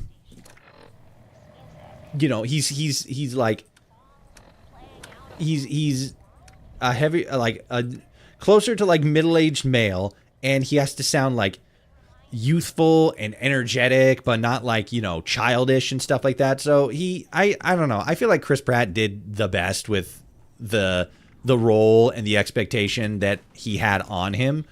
But then there's other characters like the fucking, like that was another like big thing with like Donkey Kong, how it was like literally just Seth Rogen. And then you have characters like Jack Black. Jack Black is interesting because Jack Black just has like, it's not the fact that he is good at being a voice actor, it's just that his natural speaking voice is just so good, it sort of like breaks through expectations around like what people expect from voice acting, right? So I feel like he usually ends up in characters where they're more so modeled like after him, effectively.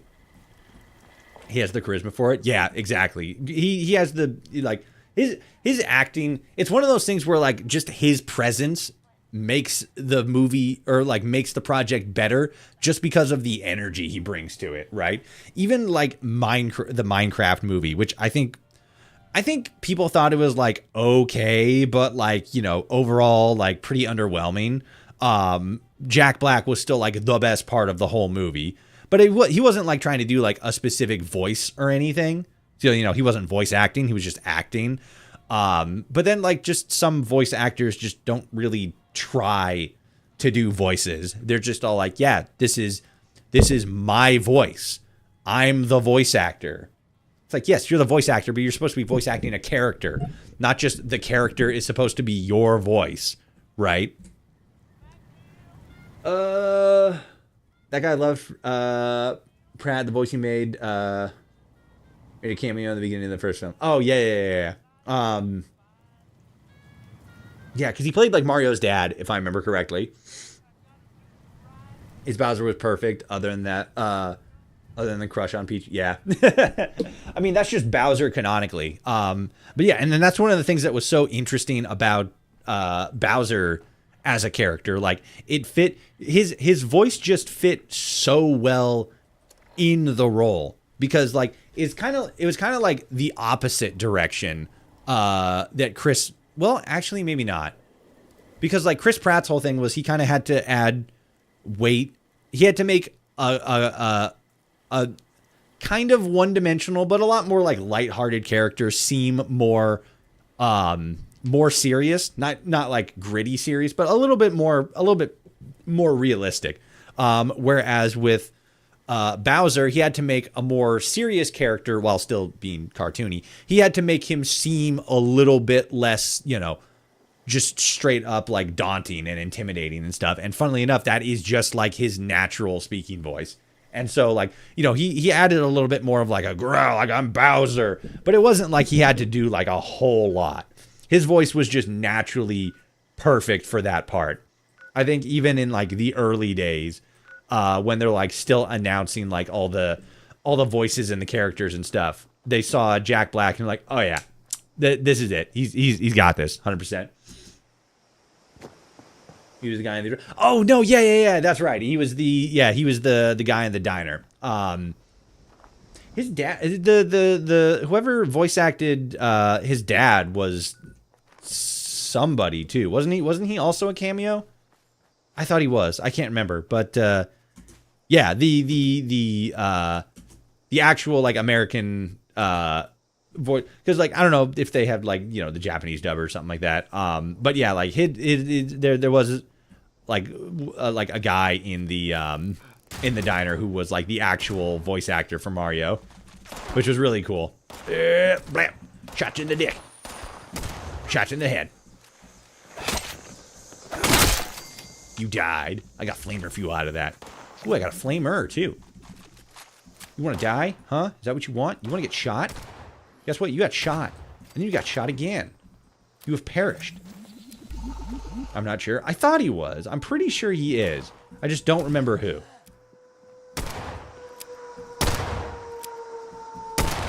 Oh my god, I'm fucking whiffing shot after shot. Jesus Christ. There we go. Fuck. That was horrible. Let's grab these guys. Stimpact, let's go. Okay, so there's that. What is this one again? I forgot. Oh yeah, this is where we come. So basically the lore here is that the responders come back. What the fuck is happening? Oh, the event is actually going on. Okay.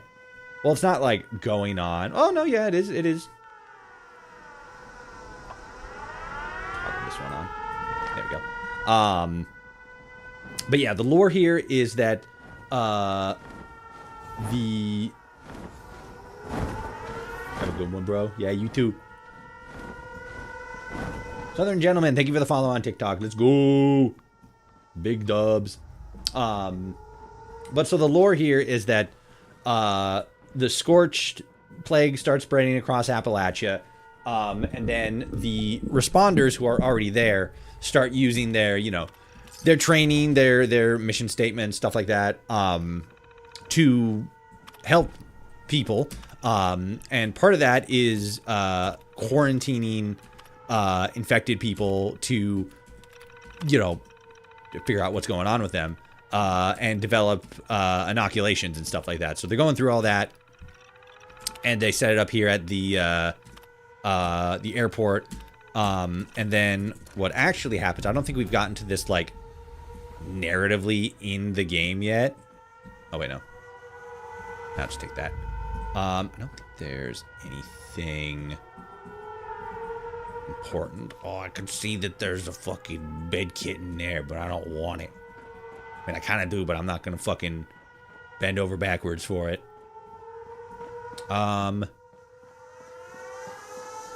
What was it? What was the lore here? I think it was either raiders, or it was like the plague just spread and like everybody became scorched, or maybe it was a scorched bee showed up.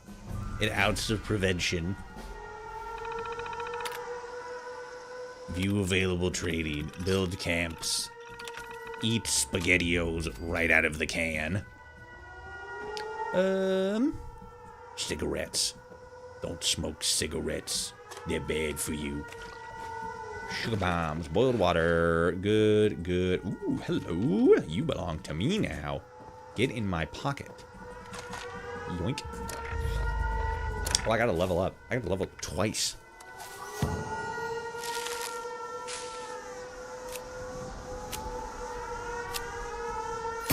Green thumb.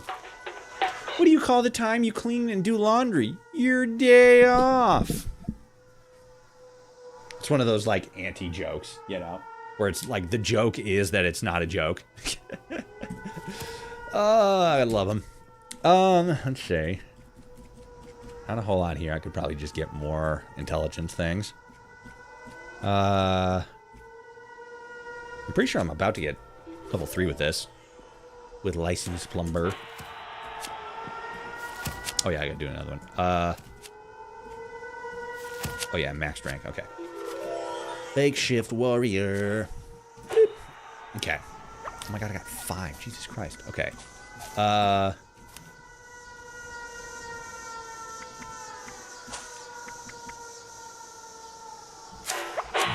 There we go. It's a plumber, and then 2.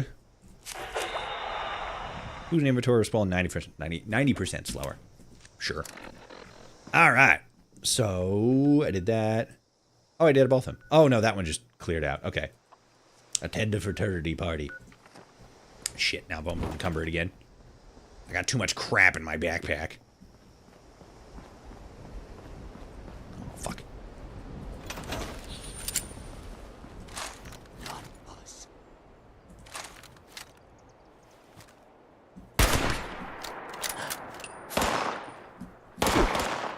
Do it. Don't you do it.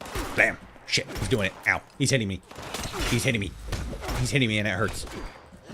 My thing broke. It's been a long time since I actually had a weapon break on me. I'm in new territory. I'm scared, gamers. Hey, yo, what up?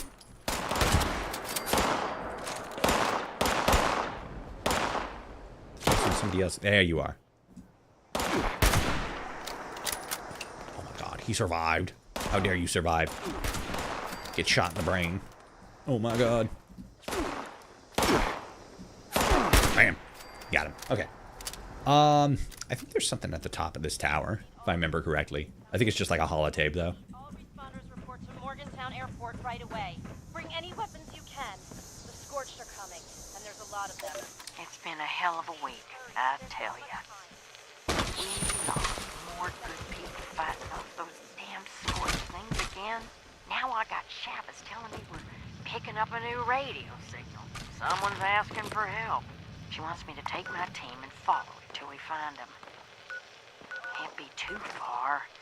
Already tracked it gaining strength south of here. Problem is, we have to go straight on through Raider country to find them.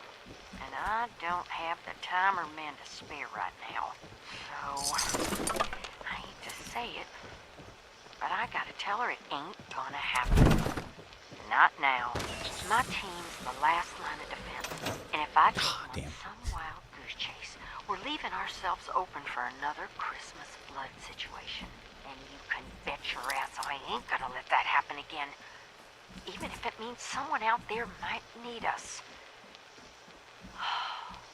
Man alive, times have changed. Oh my god, they're exploding and falling apart. Holy shit. Okay, can I do it here?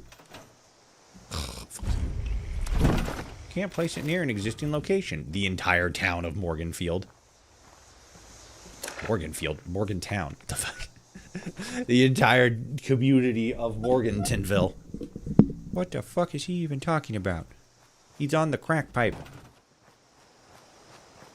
Okay, let me get situated here. Can I get this? No, fuck you. God damn it. I could probably set it like right there if I can cross the river. And then Toshi drowned. There we go. Alright. So, let me do that real quick. And I gotta pee, so give me 1 second here.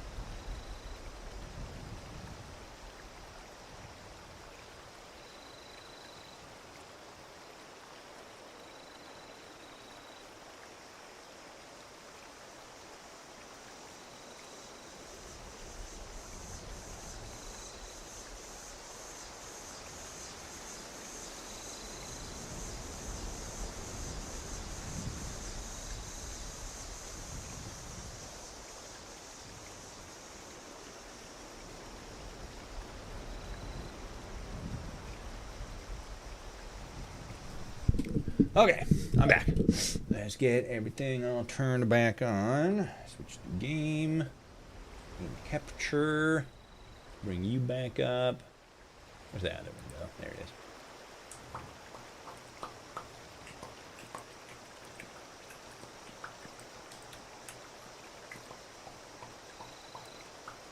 That's good. That's good. That's good. Good. Okay. Boom. Game time, baby. Okay. So. Oops. Actually, yeah, okay. Beep boop, beep boop, bop boop, boop. What do I need to do? I need a brake shut down.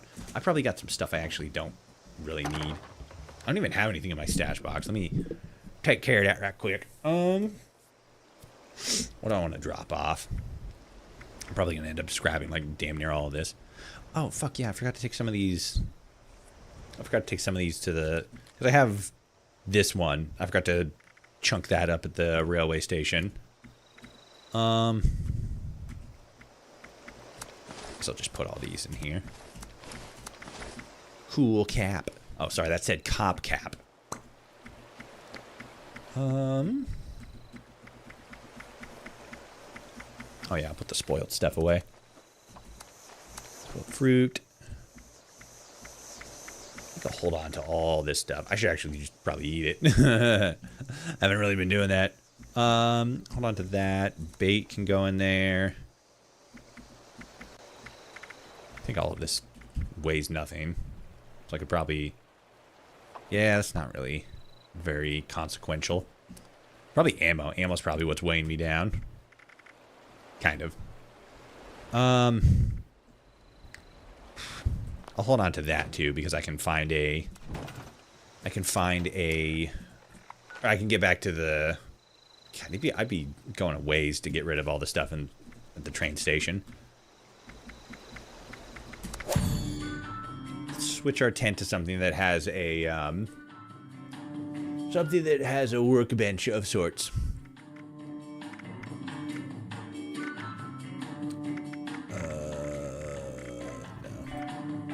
No, it's not this one. Pearls. Is it not skins? No. Camp. It's gotta be camp.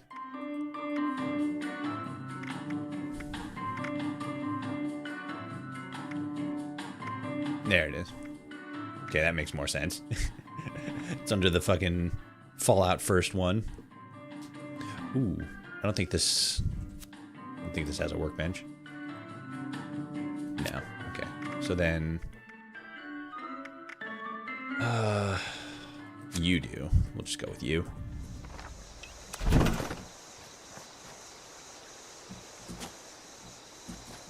Get placed. There we go. It's not the prettiest thing in the world, but it works. So let's scrap some shit. Yeah, short flamer. Good. Good. Good. Okay, and then scrap that. And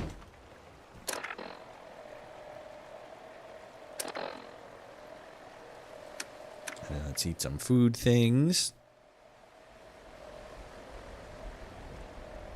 Does that count towards anything? No, not really.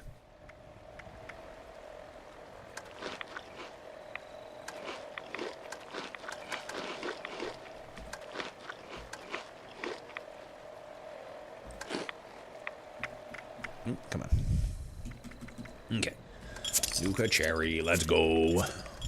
Cola, and then probably purified water, but I'll drink it this Tadberry juice first. Cool, we're good. Okay. Now we gotta back down the other side of the river. Yeah. Hit. Alright. So, yeah, we just keep going south and we'll get to the frat party. We gotta get to the frat party, guys. We don't want to miss it. Oh, God. Zambos. Ow. Shit. Shit. Shit. Bitch. Alright, we're good. God, that really was just a whole thing. I just ran into that fucking ghoul trap there. I didn't fucking properly manage my bullet count, so I was just fucked from the get-go. I think we're all good on everything. We got an ad starting on Twitch. You're breezing you guys on Twitch. Want to see that sound? Because you're becoming a member. Yeah. All that good shit. Good. Good. I should probably hold on to this just because I think there's more ghouls in Morgantown. I want fast-firing things. Go!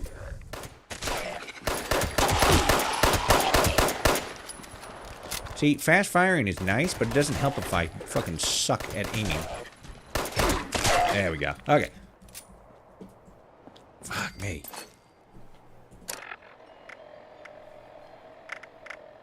My rat away. Oh, this is food. I'm stupid. I'm like, fucking, where is it? Where's the fucking rat away? And then they're like, you're in the wrong section, big gamer. I'm like, oh no. That's not what I want to do. Because I want change and then rat away. Here we go. Okay. Oops. There we go. And then we need to replace this with a different melee weapon.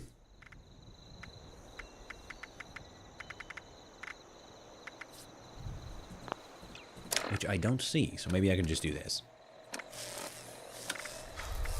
Because the other one's broken. There it is. I know I have another one. Where is it? Oh, did I break it down? I probably broke it down, actually. Alright. No melee weapon until we get back to the tent. Alright.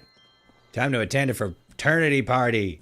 Looks like they already got it started. Yeah, buddy.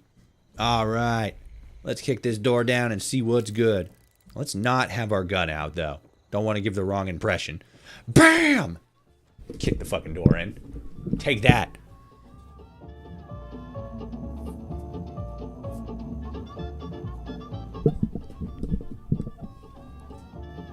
Okay. Yo, what up, party people? Everybody's dead. Oh, no. Eviction notice. This notice is the final warning to vacate the premises of the Pi Kappa Mu fraternity house before all occupants are forcibly evicted by campus police. This action follows repeated infractions against campus policy, countless warnings, and a record-breaking 24 on your 10-point infraction scale. Jesus. Attempting to disassociate Pi Kappa Mu from the university are futile at best, as the property is and has always been wholly owned by the university. Do not attempt to appeal this ruling. This action directly serves the best interests and quality of life of the neighborhood, and frankly, the entire city of Morgantown. Infraction list, current semester. Malicious destruction of campus property. Repeated breach of anti-hazing policy. Furnishing alcohol to minors. Okay. Multiple fire code violations, multiple health code violations, disorderly conduct, failure to maintain proper lawn care, failure to acknowledge eviction notice.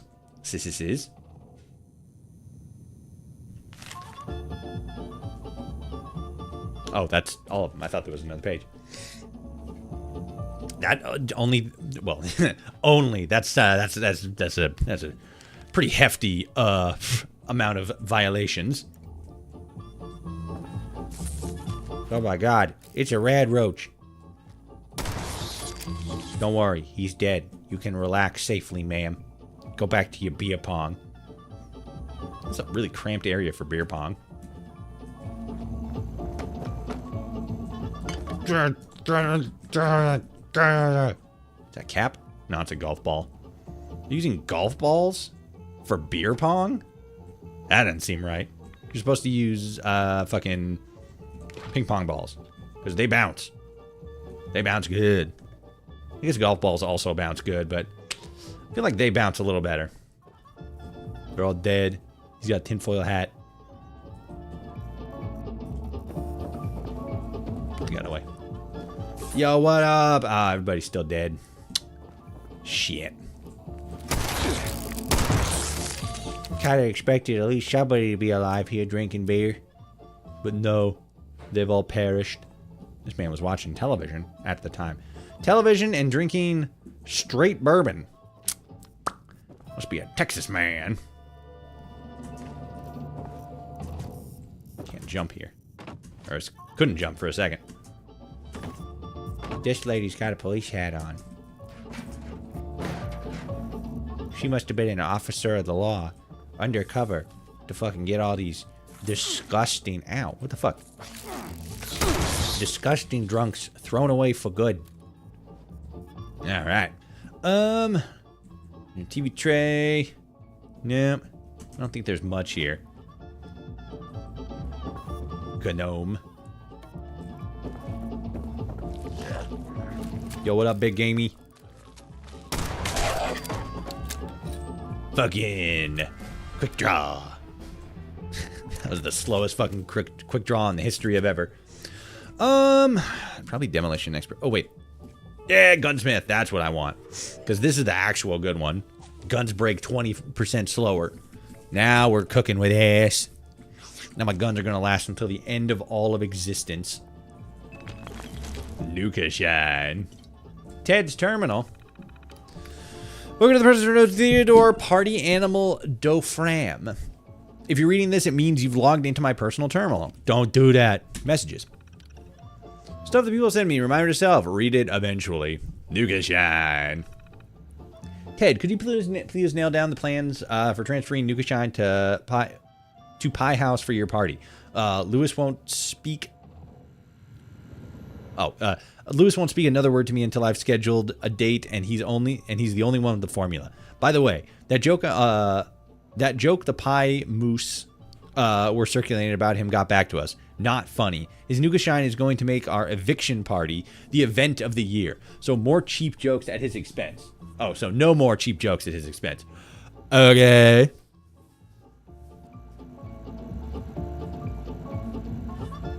Sorry.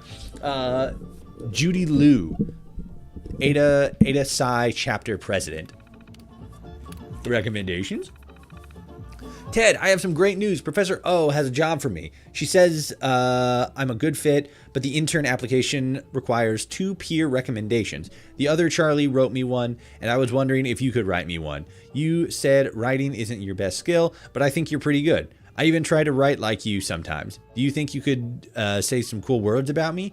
I tried to ask in person, but you were always you were always hungover. That's boss. I just hope you read this soon. Getting this internship would mean a lot to me and my mom. Thanks, Ted. Wonder if he ever actually read any of these. Oops. I forgot to include my name. Imagine me forgetting something that important on such an important request. He forgot. Oops again. I forgot my name. It's Charlie. If you even care. And you're not even reading these messages, Ted? I knew you're not. I know you're not. Yet here I am, still typing them up for you. So, you know, I also typed up a recommendation for Charlie in your name. I joined Pi Kappa Mu because I wanted to make the most of my college years. And you guys know how to live it up.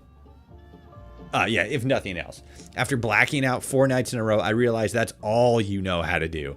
I'm no saint, but I care about the Pi Moose. I can't tell if you don't because you're a jerk or because you're just too dumb. So I'm leaving. I want to stop being selfish and try to do something good for the world. Oh, geez. Sorry. Fucking beating the shit out of my mic. My humanities grade seems a good place to start. Enjoy your parties. See you never daily. Bummer. Monthly newsletter. So-called authorities at Vault-Tec U. Oops. There we go. A lot. So much fucking text. Bylaws amendment proposal. I have to pay them now. I picked up the booze tab for the last 3 parties, and it's really bumming me out. Amendment 2. No pranking other Pi Moose. We have plenty of people to prank out there without pranking our own people. Besides, we're too busy hazing our pledges to prank them. On top of that, we're spreading ourselves too thin. No climbing on the roof. I thought this was also obvious, but you dummies made me put it in writing. He's not even using proper Roman numerals. You just keep adding like 3, and there's 4 ones and then 5 ones. Copy more stuff from another frat's bylaws. This is more of a to-do than an amendment, I guess. All in favor, come find me and say aye or something. All opposed, keep it to yourself. You either agree with me or you don't fucking say anything. God damn it.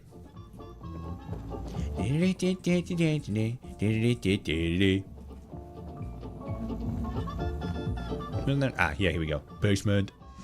What up, big gamers? How's everybody doing?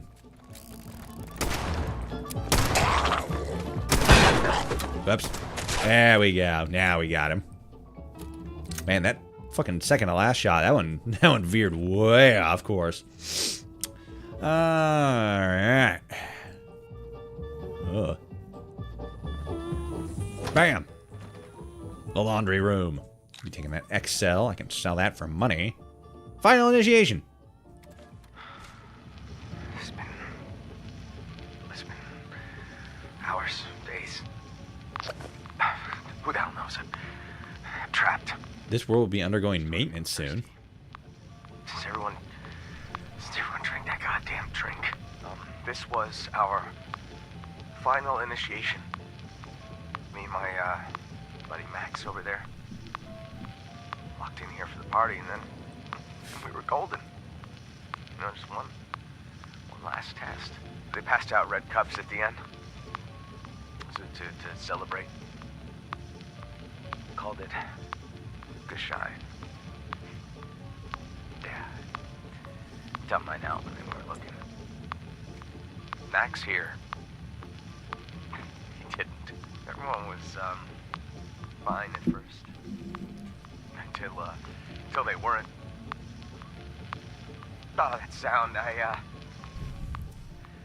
will never forget that damn sound. I can't. Oh.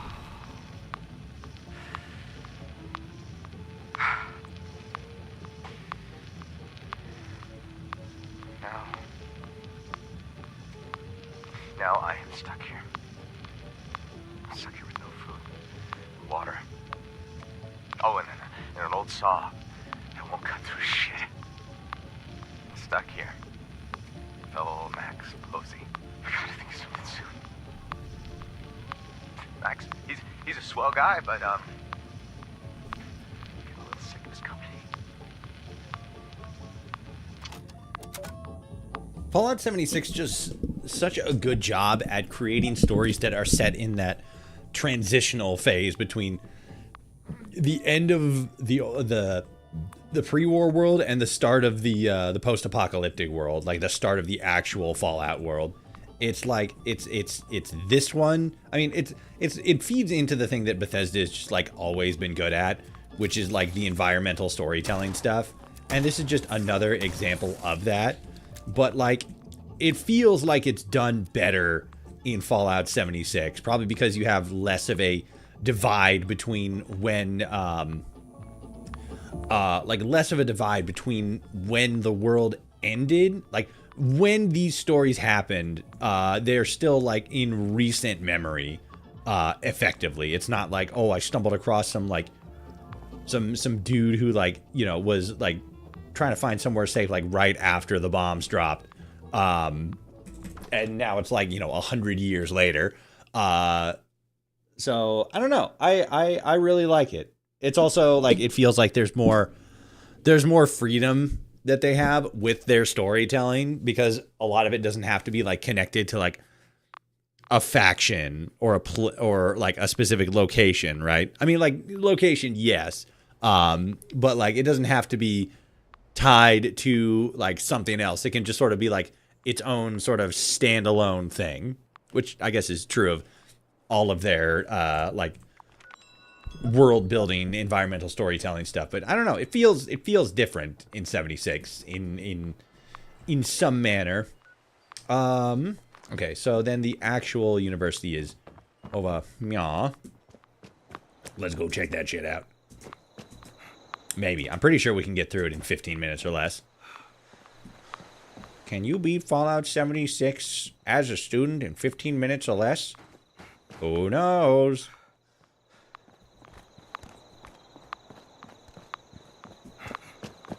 Where's the fucking university? Oh, fucking... I went the wrong direction. I gotta head south. Yeah, it's on the fucking thing. I can see... Yeah, right there. There's the building. God damn it. Alright. I don't think there's anything super interesting in there. But, like, you know...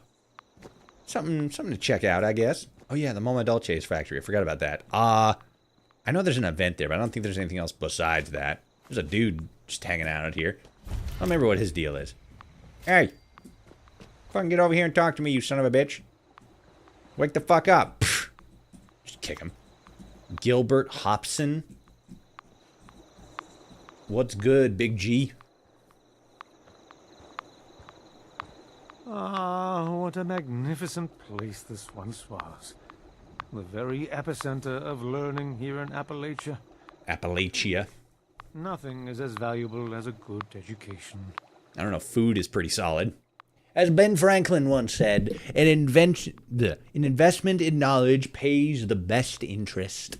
Well said indeed! It's so good to meet a fellow devotee of the humanities. I don't mind saying that enlightened minds such as yours and mine are in desperate short supply of late. So, what brings you here to the hallowed halls of Vault-Tec University? Searching for knowledge? Foraging for supplies? Or perhaps some secret mission you can't talk about? Yeah, that one. Makes me sound more interesting. Any business? I'm here to meet someone, a woman with glasses and gray hair. Have you seen her? Not only That's the have I overseer. seen her, we had a pleasant conversation just a short while ago. She went inside the school. I do hope she's safe. Got any supplies you could share with a fellow enlightened mind? Normally, I'd have to politely refuse your request. But I think we've forged a bond, you and I. Yeah, whatever, cun. We're like two sailors navigating a stormy ocean of ignorance on a dark night, seeking the bright beacon of knowledge to guide us to safe harbor. Yeah, whatever, Doug. Just give me the supplies. A gift for a fellow seeker of wisdom. My pleasure. Thanks, Steve. You a real one. I got some more questions. Ask away. Where are you from? Up north, Connecticut. A small town called Monroe, named for the 5th President of the United States. It was quite lovely, especially in the autumn. My wife and I used to ride the bicycle trails on Sundays, and then visit the local brewery for a pint. You used to go biking and get I fucking do miss smashed. those days. And I miss my Millie. May she rest in everlasting peace. Let's go. What brings you to Appalachia? That's a bit of a story. Not long after the war, I lost my wife Millicent to cancer, likely brought on by the radiation. Every day I questioned whether to go on living at all. Without her, the days were empty, devoid of any purpose beyond the simple need to survive. But, in time, once I'd learned to adapt to living in the world after the bombs, I decided to set a new goal for myself.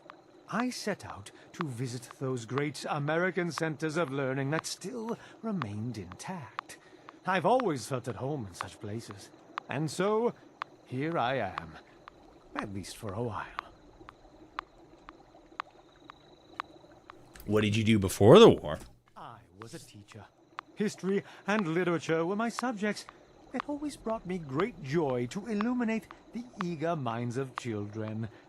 Well, for the few who are interested, at any rate, high school students are easily distracted, I'm afraid.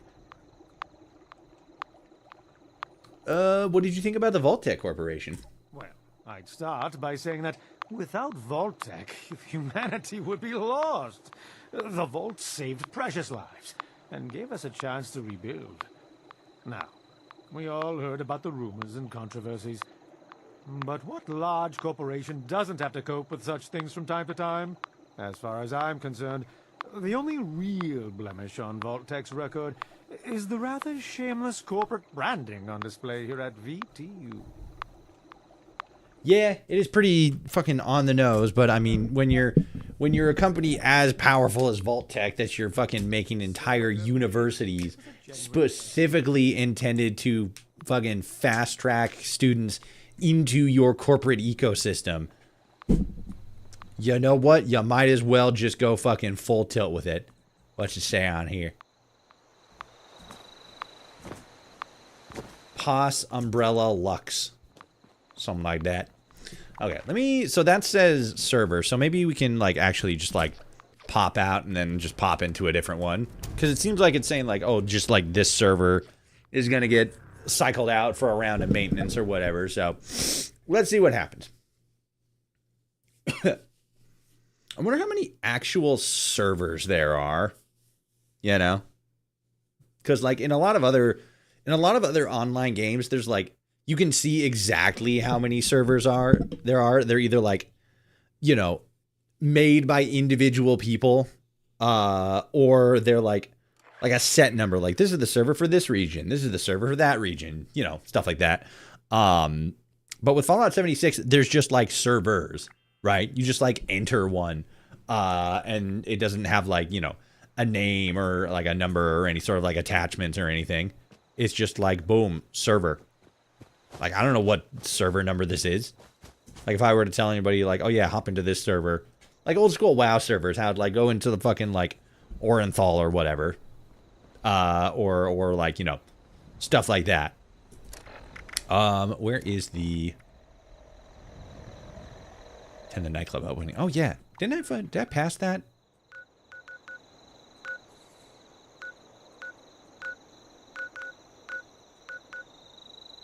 Oh, it's that one. That's a ways away though. I mean, not really. I could just fucking crawl up the mountain there, but that's something that's kind of not a little bit kind of intended to be done after, like, when you're in the Savage Divide, because I think that one leads into Atlantic City and stuff, if I remember properly. Okay, so somewhere in here is the Overseer's holotape and whatnot. Oh, fucker. God damn it.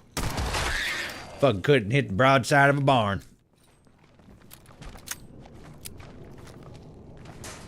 Bam.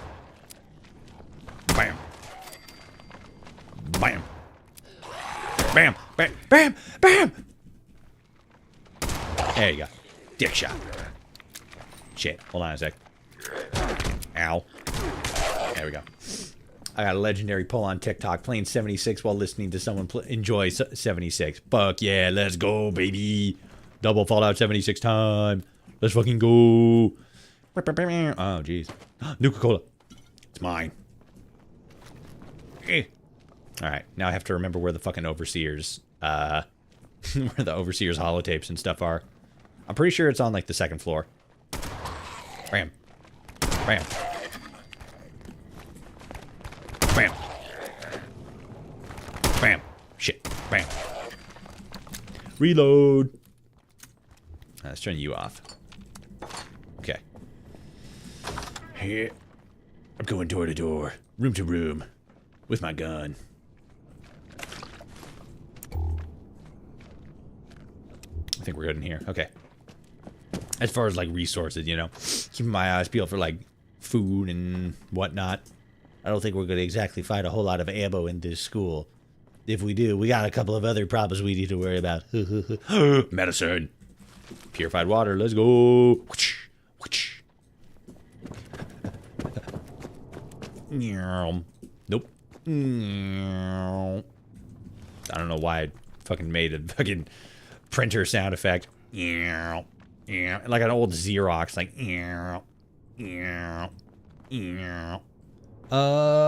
Good. Was it in here? Yeah, because there was like some... I didn't mean to go in there. There's like some... there's like an old room that's like a vault mock-up. That's for like the like extra special achievers, and they learn how to be an overseer, basically.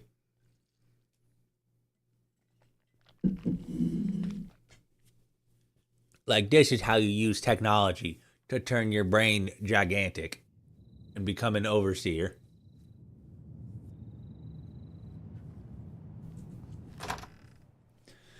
There's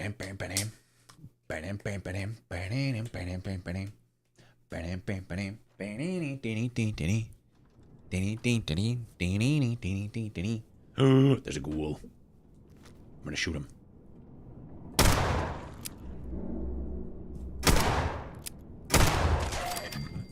Got him. First try. All right.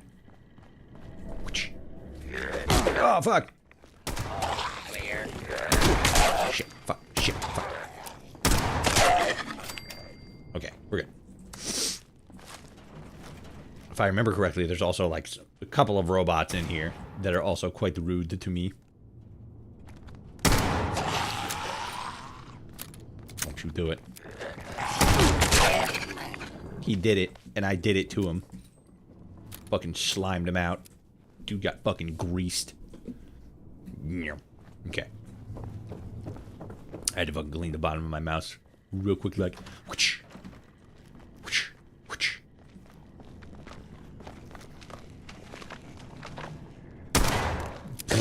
God. Like I said, broadside of a barn. That was bad. That was a bad shot. Okay, good in here. Nope. Nuka quantum grenades. Let's fucking go. I remember in fucking Fallout 3, when you unlock that from Sierra, and it's like, oh my god, that's like the fucking coolest thing I've ever seen in my entire life. Shit went hard. Let's see, where is it? New picture. Oh no, it's notes. Duh. Recipe book. Okay. Bloop. Hey! Oh god, it's a robot! It's the Master Chief!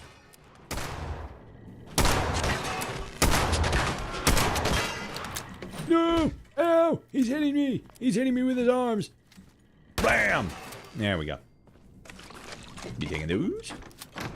Oh! The Assistant Chief. He didn't put up much of a fight. What the fuck? He just fucking sat there. He didn't even wake up. He just like, just do it. Just do it. Recipe book. Come on. Oh, yeah. We gotta hit C. Seed thistle tea. Steeped thistle tea. Good. Whoops. Whoosh, whoosh.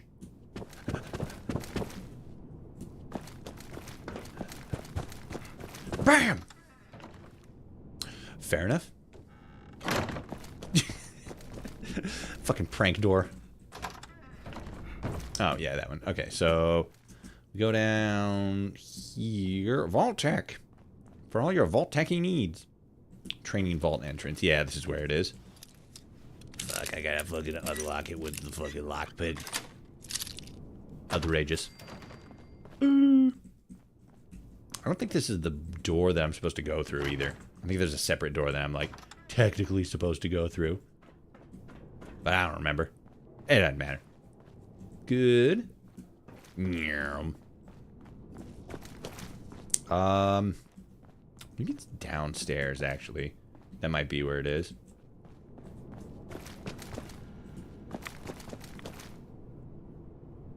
Estel. Kelman.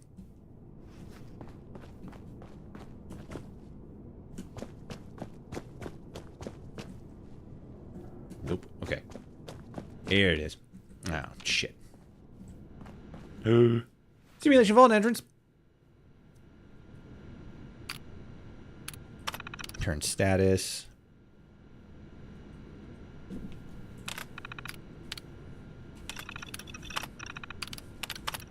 There we go. Okay, so it was just a thing I just had to open from this area.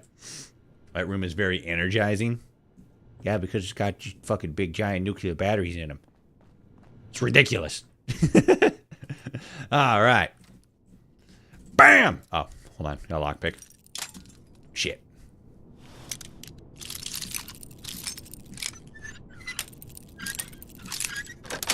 Let's go.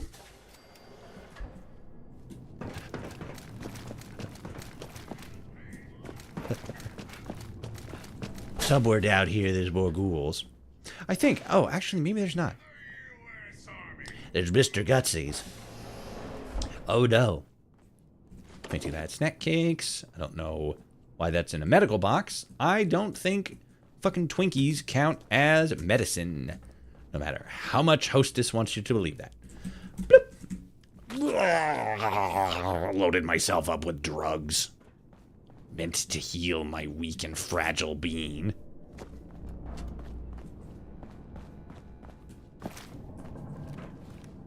Good.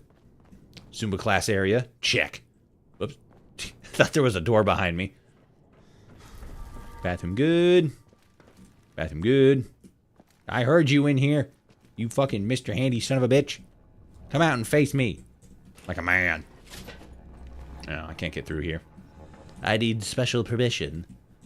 I need to be looking at it with my special eyes. Don't forget the key in the... Oh, there's a key in the medical room? Oh, shit. I completely missed that. Good looking out. All right. Key in the medicine room. In the doctor room. That's the bed. Giddy up buttercup. Is it in the safe? I don't see one. Normally it's just kind of like sitting out. But I don't see it.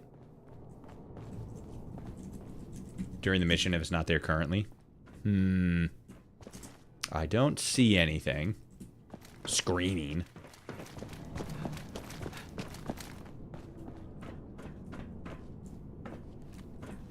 It's just locker rooms. Ooh, exit.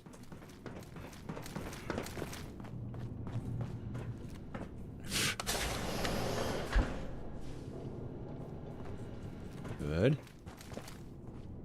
On the floor in the corner by the filing cabinet. Okay. Let me double check up here, and then we'll head back down. Just gonna go back to the school. Yep.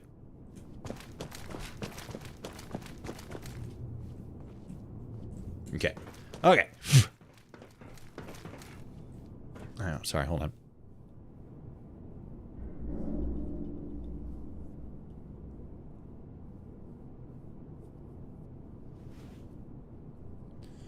Okay, sorry. Okay. What the hell? We can see the whole of the vault. It's like we're the overseer or something. That's the whole point of the training thing. Alright. Let's check this out and then we'll run back to the medical room. Damn it. Inaccessible. Now there's nothing. There's nothing to do but look in here. On the floor, corner by the file cabinet.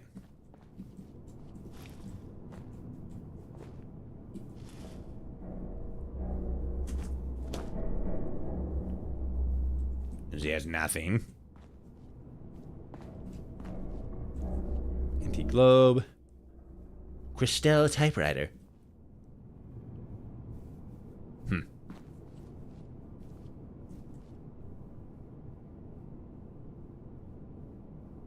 If you miss the toilet, does that make you the over-peer of the vault? Yes. Yes, it does. Huh. That's weird. I didn't see it. I don't think it's something that is, like, specific, like... Because that was the weird thing about this section, from what I'm remembering. Like, the Overseer's tape tells you to go here, but there's not, like, a thing, right? Like, there's not, like, a mission, you know, flag. It doesn't... There's not, like, a thing like that, where it's, like those guys, right? There's not, like, one like that for this mission specifically. Overseer has a mission in the vault. Yeah, but I'm not finding it. Like, I know I need to go here. That's why I came here. But I'm not seeing the stuff for it. Oh no, they locked everybody in here because it was a experiment the whole time. Vault secure. Concerns.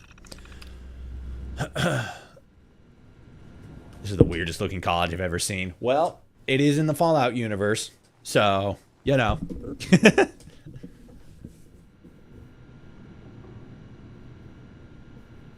Talk to Everseer about Vault 79. I don't remember Vault 79. Some of them are unfortunately a lot less memorable than others.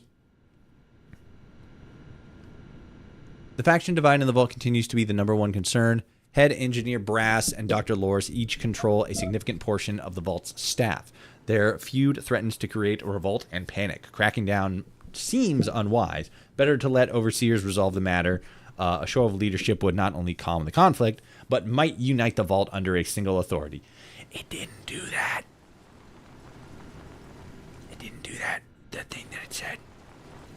When do you start hazing the freshmen, Toshi? Unfortunately, they're all already dead. It's actually kind of funny because we can actually go into a fraternity in an area called Fraternity Row, and we go in there, and obviously the entire place is fucking littered with red Solo cups, right? Because they were partying like right before the fucking bomb dropped, and they got a couple of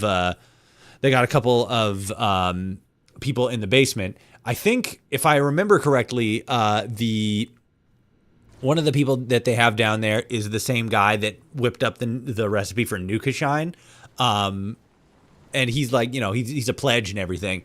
And what they did is, I guess, I don't entirely know what the full game plan was, but they were basically like, all right, we're going to saw one, the new pledges. And it's like two guys and they're like handcuffed in the basement. on mattresses, like handcuffed to the pipes. And I guess the idea was they needed to like figure out how to get out, or they were just going to be like, down there for like the party or, this, that, or the other thing.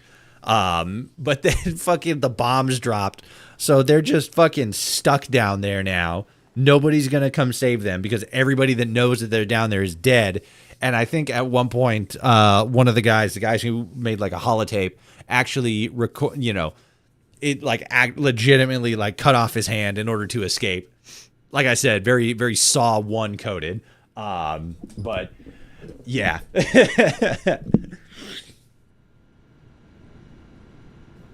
No, Toshi, you're the freshman. When did they start hazing you? Well, like I said, they're all dead. Wrong fraternity. He was a member of the girl fraternity. Oh, okay. That's that's the guy that made Nuka shine. Yeah, he was the one who joined the girls fraternity. I forgot about that. What the hell? Does that mean he was a transgenders? What did Todd Howard mean by that? Did they trans that young gentleman's genders? Based in Red Pilled. Okay, so is it a thing that doesn't actually... Okay, hold on. Attend the nightclub opening. Let me turn that off. Go to the White Spring Rescue. Turn on the... Study Dr. Hudson's research. So drink a bottle of Nuka Shine. I could probably actually just drink the bottle of Nuka Shine. That's actually probably the way that I would get out of here a lot faster. Where's the Overseer's tapes?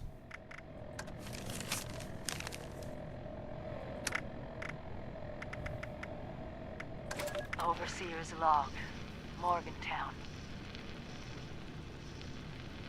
I used to love coming here on weekends. Red pill. Todd Howard needs blue pills, not the red ones. Yeah, you're right. Now it feels like I walked into a nightmare.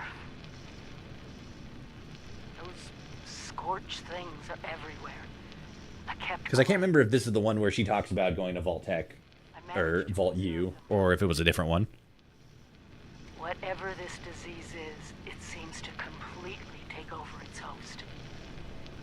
The ones that used to be human, eventually they go rigid, like some kind of stasis. And if they stay like that for too long, they sort of burn up from the inside out.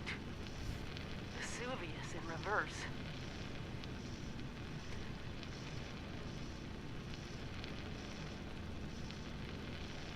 I wondered what could possibly cause all this. And then I got my answer. It swooped down from the sky, screeching, breathing, infecting everything. I don't know how to fight this. But we need to consider all our options. Even the nukes. We find the source of this scorched plague and wipe it from the map before it can leave Appalachia. But first things first, we can't let the disease spread to us. Looks like the responders were developing some kind of inoculation. I'm going to pick up their work. You should too. This is the Overseer.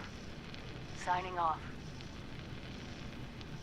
Go to the Overseer's house, talk to her. Oh yeah, I guess that is technically what happened. Because I'm basically just like walking along the route that I took when I originally started the game. But then like I completely forgot that like what, not like what you're supposed to do, but the step in between, like before going to Vault Tech U, is going to her, going to her house. And then she like points you in that direction, which her place is like right down here somewhere, isn't it? I remember it being near-ish train tracks. Or was it down here? Shit, now I can't remember. It's somewhere near here, isn't it? Or was it over here? I can see like the location in my mind's eye, but I can't remember where it is. Overseer's house is near Sutton. Now, where was Sutton? Oh, yeah, it's fucking this place right here. I remember now. I remember. Okay, so let's take the fucking easy way out.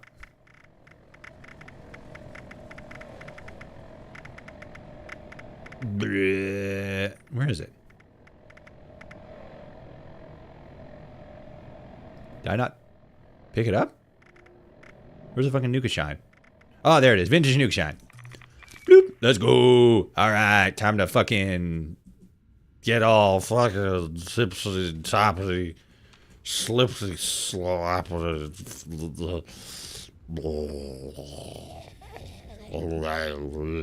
Let's.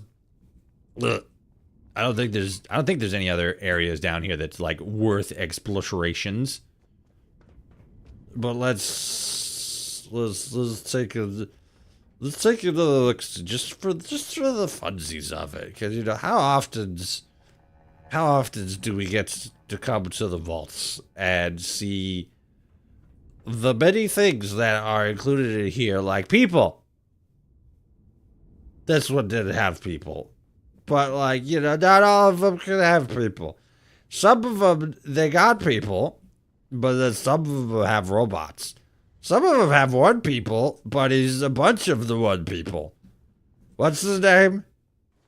Jeremy. That's it. Fucking Jeremy.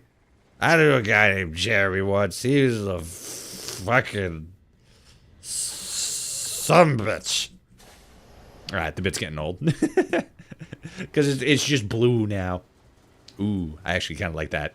The lighting and shit. Oh, fuck. Fuck you. That guy was probably a Jeremy. Toshi's gonna become noshed. Yeah, damn straight I am. Alright. I'm gonna hit these Robies. Get shot, Roby. Give me them shells. Kill. I did. You're dead. Alright. You be good. I'm gonna black out and then probably wake up without any pants on. I love you.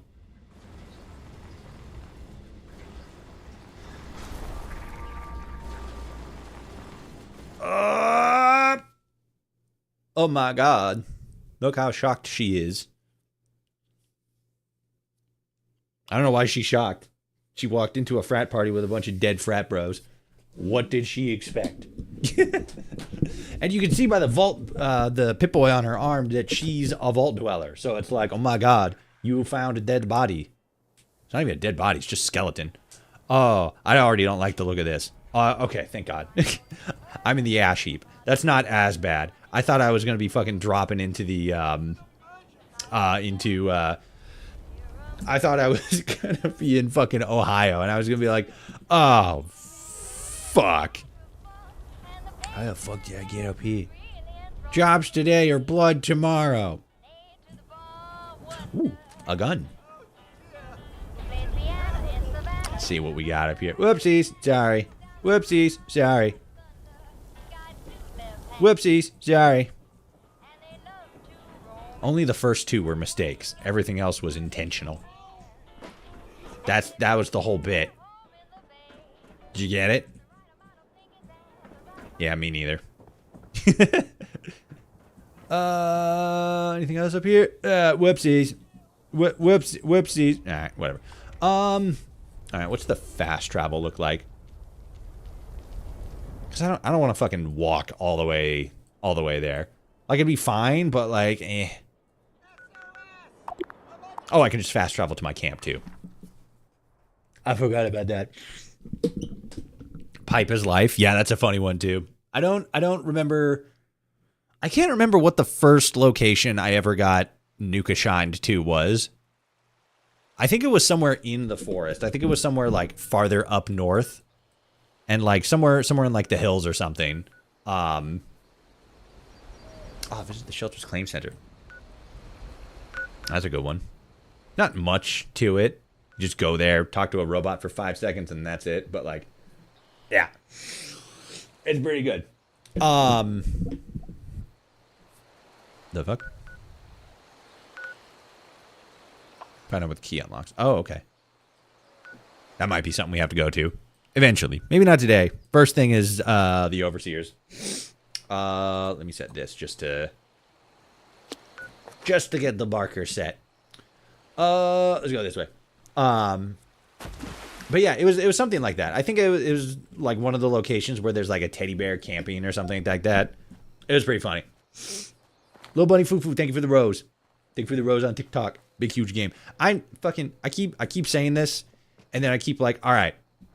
Once we do the streaming weekend, I'll get it set up. That way, when we get into the next weekend of streaming, I'll have it all set up. I keep saying like I'm gonna get some fucking TikTok set up since the fucking overlay that I have doesn't work for TikTok or whatever, and I've just been getting a lot of activity on TikTok specifically during live streams. So yeah, I gotta get that going. So there's a little bit more like visually interesting things going on when we're like fucking doing TikTok, you know, when we're streaming and like on TikTok's end.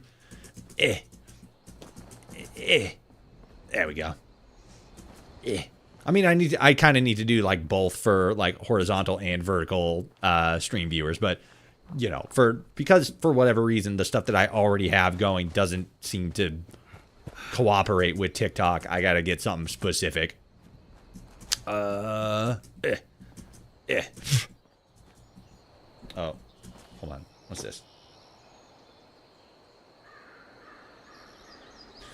Oh, it's another fucking... I swear, my fucking Discord server must be on like a fucking, what is it? Oh, shit. Ow, fucker. God damn it. My Discord server has to be on like some like fucking list of like places to go for like scam bots or some shit, because over like the last month, actually, let me, oh fuck, hold on, shit, where are you, you little freak, asshole? Let me see here, how many has it been?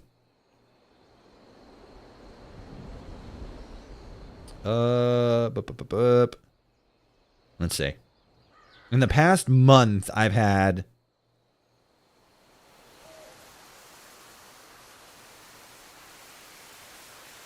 11 different people enter the server, and they're all like brand new accounts, right? Made in like the last couple of days. And every single one, because I have it set up in like I have my server set up in a very specific way so that like when you enter, and it's not like incredibly special, especially now since like a lot of the like basic server startup things have sort of changed around a little bit.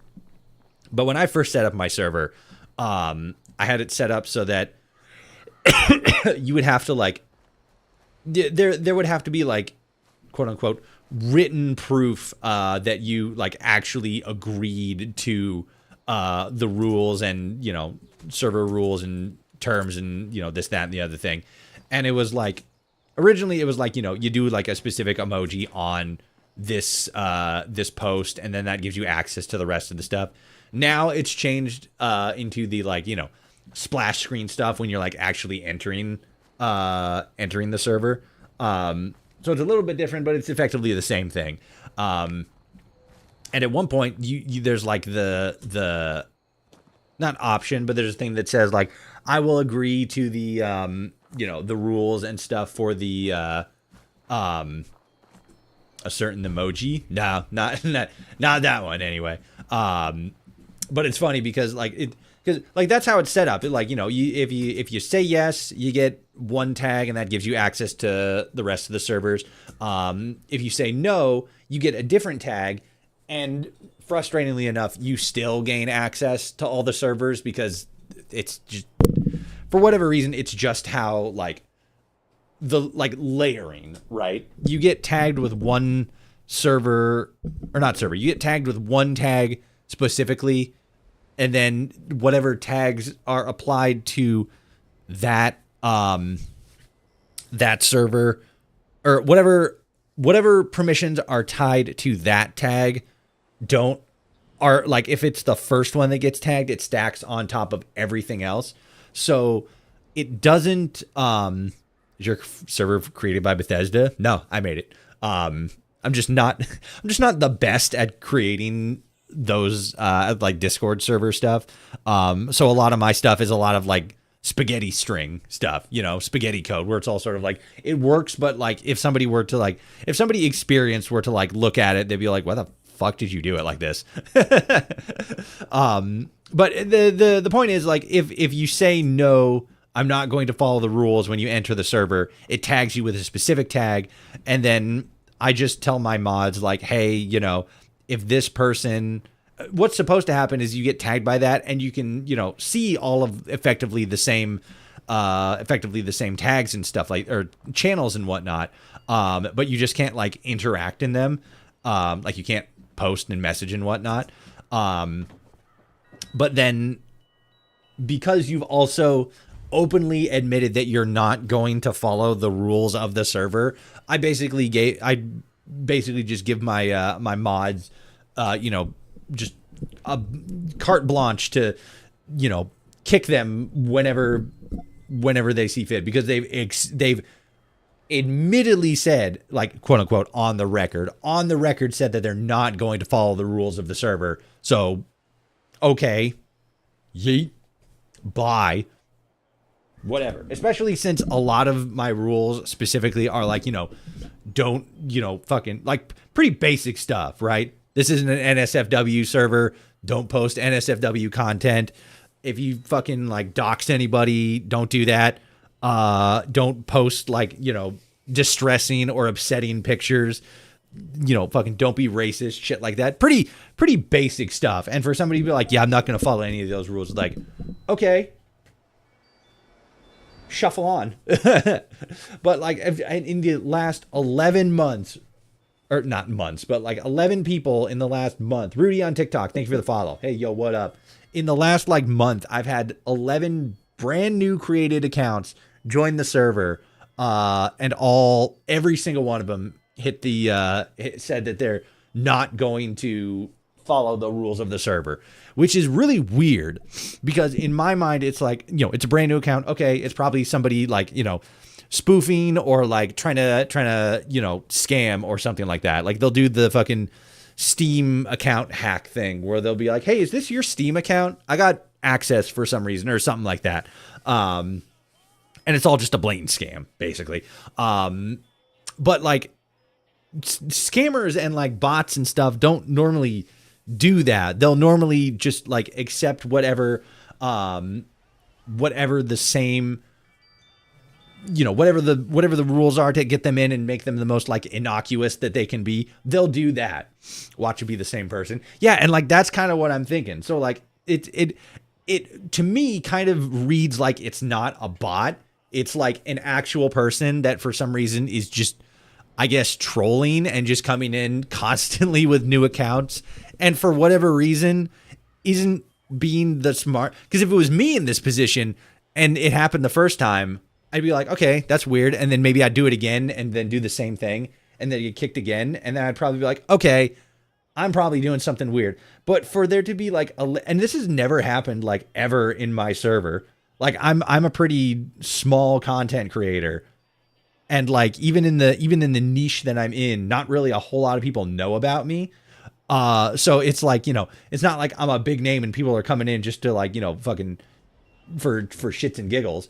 So it's like, I kind of feel like it's either like the same person over and over, or for whatever reason, there's like it could be like an AI bot or whatever.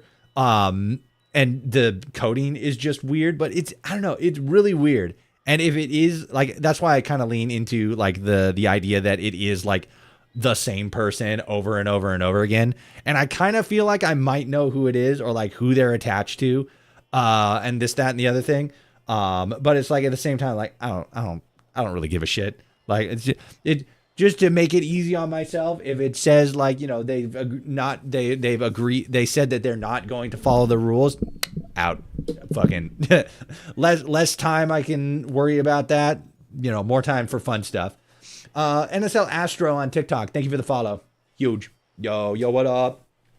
We're playing Fallout 76. We're on a newer character, or like newer because we've kind of been at this for a couple weeks, but we're on like, a new run, a fresh character. I wanted to get in and check it out and see how see what the game was like in 2026, effectively. You on PS5? Nope. PC. PC, let's go. Let's go. PC, let's go. I'm on top of the overseer's house, right? Yeah, here we go. I thought, for some reason, I was like right behind the door. I don't know why, since I was very clearly on the roof, but you know, whatever. Okay, so that church has like some dudes in it, but we're gonna just go up here and bam, kick down the door and say what up to the overseer. Is she actually in here, or is it just the tape and then she actually shows up after you do the nuke stuff? I can't remember. It's been a while. There she is. Got my answer.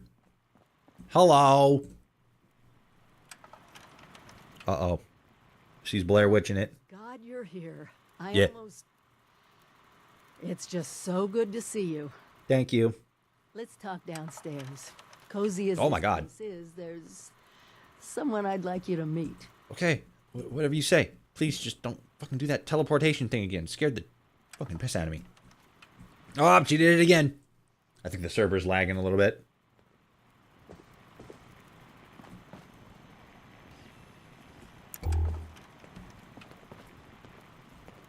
Are we going downstairs? What's happening? We Overseer? went overboard with this place. Okay. Feel free to look around.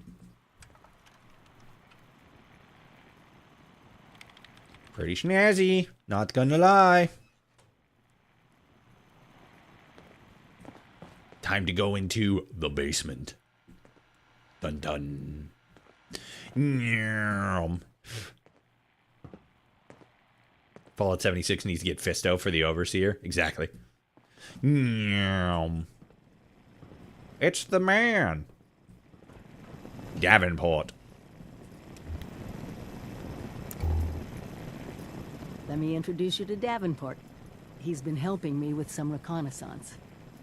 Keeping an eye on Appalachia. Oh, so good to meet you.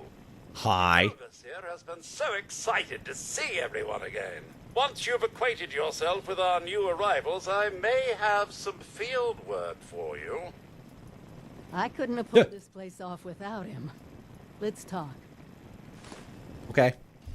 Overseer's basement key added. I Sure. know you have questions, and we'll get to them. I have an important mission. But you're just not ready. It's too dangerous. I can't in good conscience send you on it. Before you do anything, you need to get inoculated against the Scorch disease. You've seen what it does to people. Yeah, it turns them pink and gives them fucking skin legions. Her research lab was in the Morgantown airport. That should get you started. Is there anything else? My server crashed earlier right as I got in the game and found the most loaded donation box ever. Yeah, I noticed that there was like, and it was really weird. Like it just kind of popped up because like it's been, I guess to be fair, it's a combination of like I don't play this game as often as I used to, but it's been a while since I like got in and was playing and then got like the notification that's all like, hey, the server's going to close in a little bit for maintenance and stuff like that. You know, hop to a different one. We got an ad starting on Twitch here pretty soon. If you guys on Twitch want to see less ads, consider becoming a member. Blah, shilling for Jeff Bezos. So yeah, like that was a little bit of a, you know, quote unquote blast from the past because I hadn't really seen that pop up in a while. But yeah, those things, like if you, especially if you like just got in and then the server was like just about to close for maintenance, that's just real bad timing. I hate to break it to you. That's just unfortunate timing.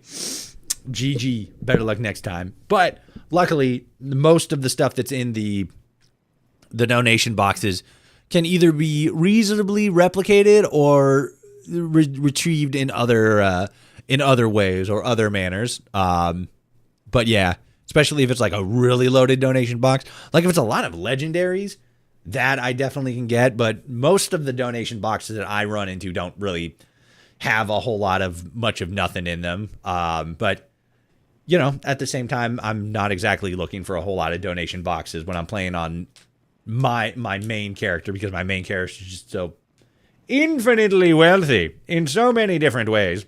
Bullets, food, caps. I'm set. Why settle here in Sutton? I grew up here. My parents used to live just down the hill. If there's one neighborhood I'm rebuilding first. Literally not even a minute into the game, and it was a ton of plans and legendaries. I was heated. Oh, fuck. Yeah, I'd be pissed too. Especially like legendaries. Because there's certain events, like especially now because Meat Week's going on, it's kind of easy to just like farm legendaries and stuff, but still, if it's like just a cache of legendaries just right there and the game boots you out, fuck, that sucks. Can't you just inoculate me? Overseer? I was going to say my guy, and I'm like, that doesn't feel right. That doesn't feel contextually correct. I'm working on understanding Dr. Hudson's research better, and I hope someday soon a simple inoculation can be developed. But I'm not there yet. Her lab, however, can synthesize a specific vaccine for you, if it hasn't broken down again. After the vault disappeared, wow. After the vault disappeared, can you imagine that being like the start of like a Fallout game? A whole vault just vanishes, and maybe like you're I don't know what would be more interesting if you were like a member of that vault and your vault just gone one day, or if you're like an outsider and like you know of the vault and that's like the inciting incident in a story. I don't know what would be more interesting. I guess it would kind of depend on like what direction you go with a lot of those, because like I feel like if it's like you go like the Bethesda route, like, oh, my dad's gone missing, or oh, my kid's gone missing, like, oh, my vault's gone missing. It's like, how do you even like conceptually run with that idea? My vault's gone missing. Okay, what am I going to do about it? Am I going to fucking scour pre-war research terminals, ask people like, hey, this vault disappeared. Have you seen anything crazy going on? An entire vault flying through the air or some shit? I think that's one of those ideas that's like conceptually more interesting, but then like if you try to like flesh it out into a story, it just falls apart. Like the idea is kind of like the entire length of where it's going. Sorry, I've been doing like some writing in my spare time, and that's just kind of like where my brain is right now. After the vault opened, you disappeared. Where were you all this time? My brain really struggled with that one for whatever reason. Pretty hypocritical for me, of all people, to take off on my own, huh? Yeah, it's pretty fucking rude. At first, I was just racing ahead, hoping that if there was any trouble, I'd hit it first. And then there were the nukes, the scorched plague. Seen my old neighborhood bombed to pieces. I needed time. I'm just glad you're here now. You managed to need time. Bullshit. Yes. I'm just glad you're here now. Me too. Wow, geez, thanks. I had some questions about the overseer logs you left behind. I hope they helped. I'm still looking for all of them. Yeah, like that's what I was saying. There's still like a lot of overseer logs that are still out there, and I don't think that she's going to point me in the direction of the rest of them. Well, actually, let's see. Well, remember, it's not a scavenger hunt. I put them in place to help you on your way, even when I can't be there personally. Okay. Stay careful out there. Together we've made Appalachia safer. But she still has fangs. Excuse me. So it's like, yeah, I still have to go out there and like find them all. It's just like, I know that she's here now. What guns and legendary mods do you run on your main account? I run I always forget the name. I think it's Holy Fire, that flamethrower that shoots blue fire and heals you. I run that one. I think it has legendary mods attached to it, like additional ones. I haven't really like fucking hit the grind on like getting like legendary modules and like attaching them and stuff like that. So I have like a couple, but not ones that I would like normally use. And then my armor has a bunch of different stuff attached to it, but if I remember, well, the main one is Sentinel. So when I'm standing still, I take significantly less damage from incoming attacks.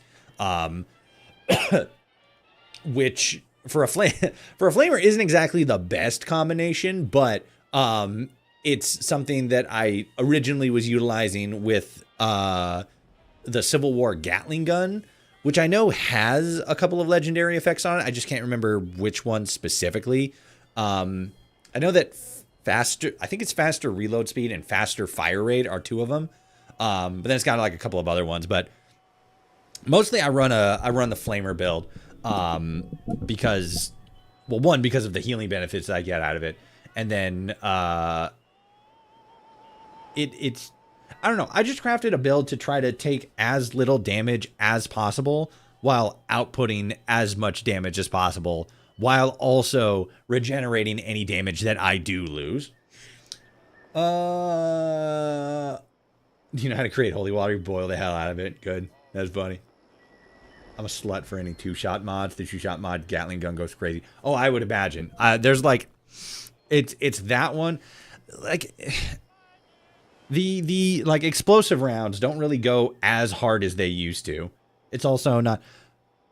Have I ever found a flamer with explosive rounds? I can't remember. Is that a thing? I almost feel like that's a thing, like a flamer that had explosive rounds on it. But I can't remember off the top of my head.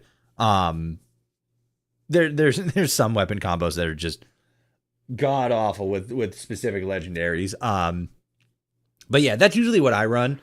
I run flamer as a main, and then Gatling gun as a as like an ammo saver or like a backup weapon, because mine's pretty good, and like because the Gatling gun ammo is the same as the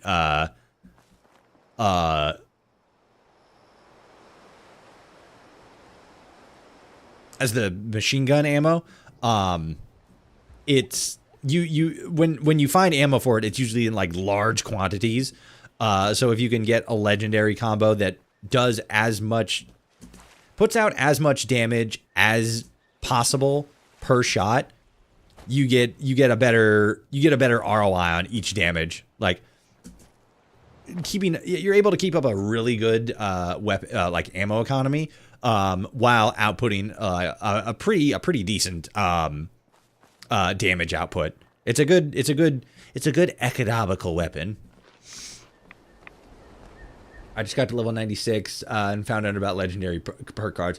Oh no, yeah, the legendary perk cards. I don't have any now because I'm on a new character and stuff. But like, yeah, these definitely go hard. I think. Let's see. I have.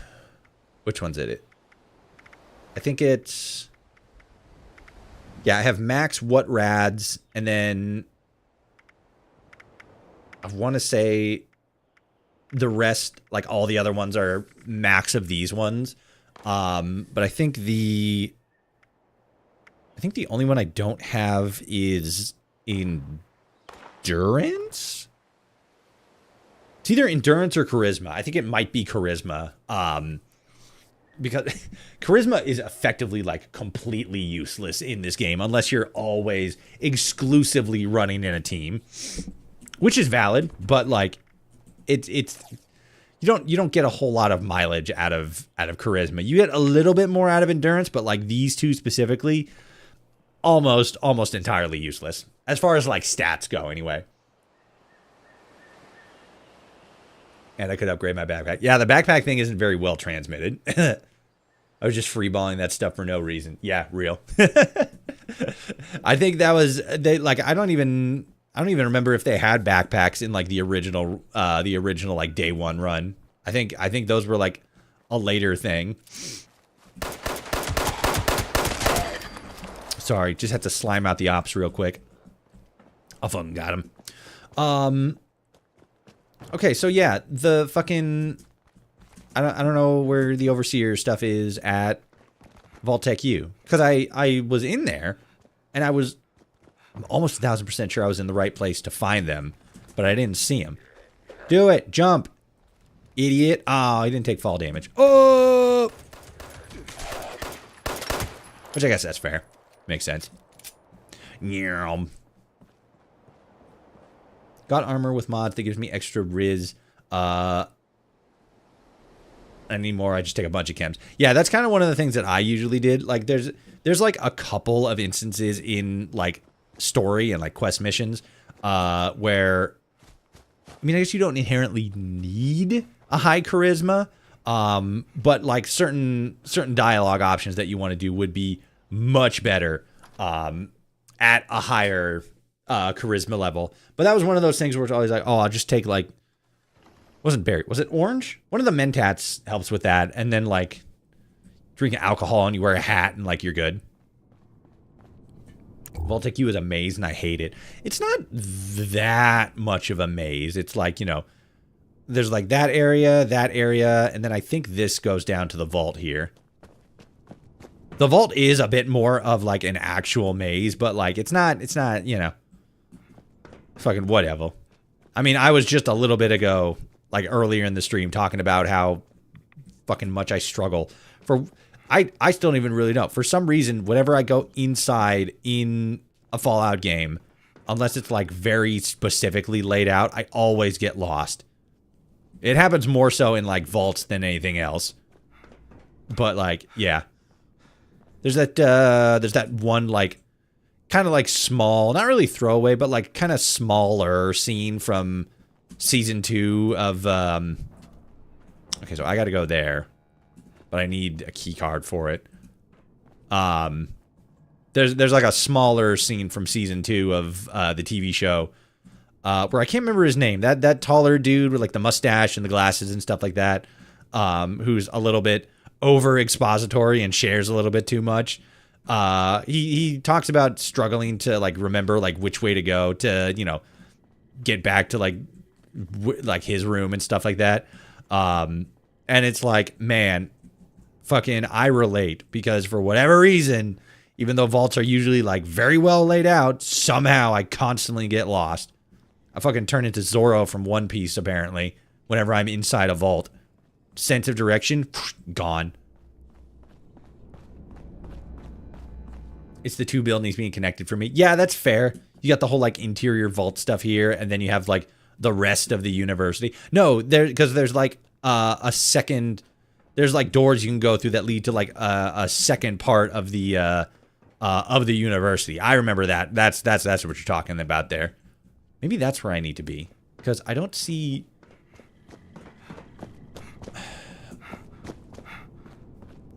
Because like that doesn't go anywhere, and then we go this way, and okay, so that's the exit, and this doesn't go anywhere. That's just more showers.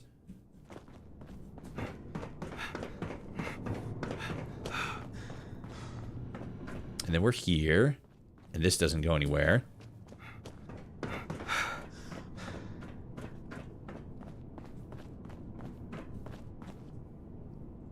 And then I don't think there's anything here. Like, there's no key card or anything. Technical data. Yeah, and that's a broken terminal. You have a favorite weapon? I talked about it before. I've started maining heavy weapons. I've been maining heavy weapons for like a long time at this point. I think the weapon that I have is called the Holy Fire. It's that blue one, or it's that one that shoots blue flames and like heals you. Is like a unique weapon that you get at like a certain event. I can't remember what the name was. But like that one's pretty fun just because it has that healing aspect attached to it. But if I had to pick like a favorite weapon out of specifically Fallout 76, I'd say the Gatling gun. The Gatling gun's pretty badass.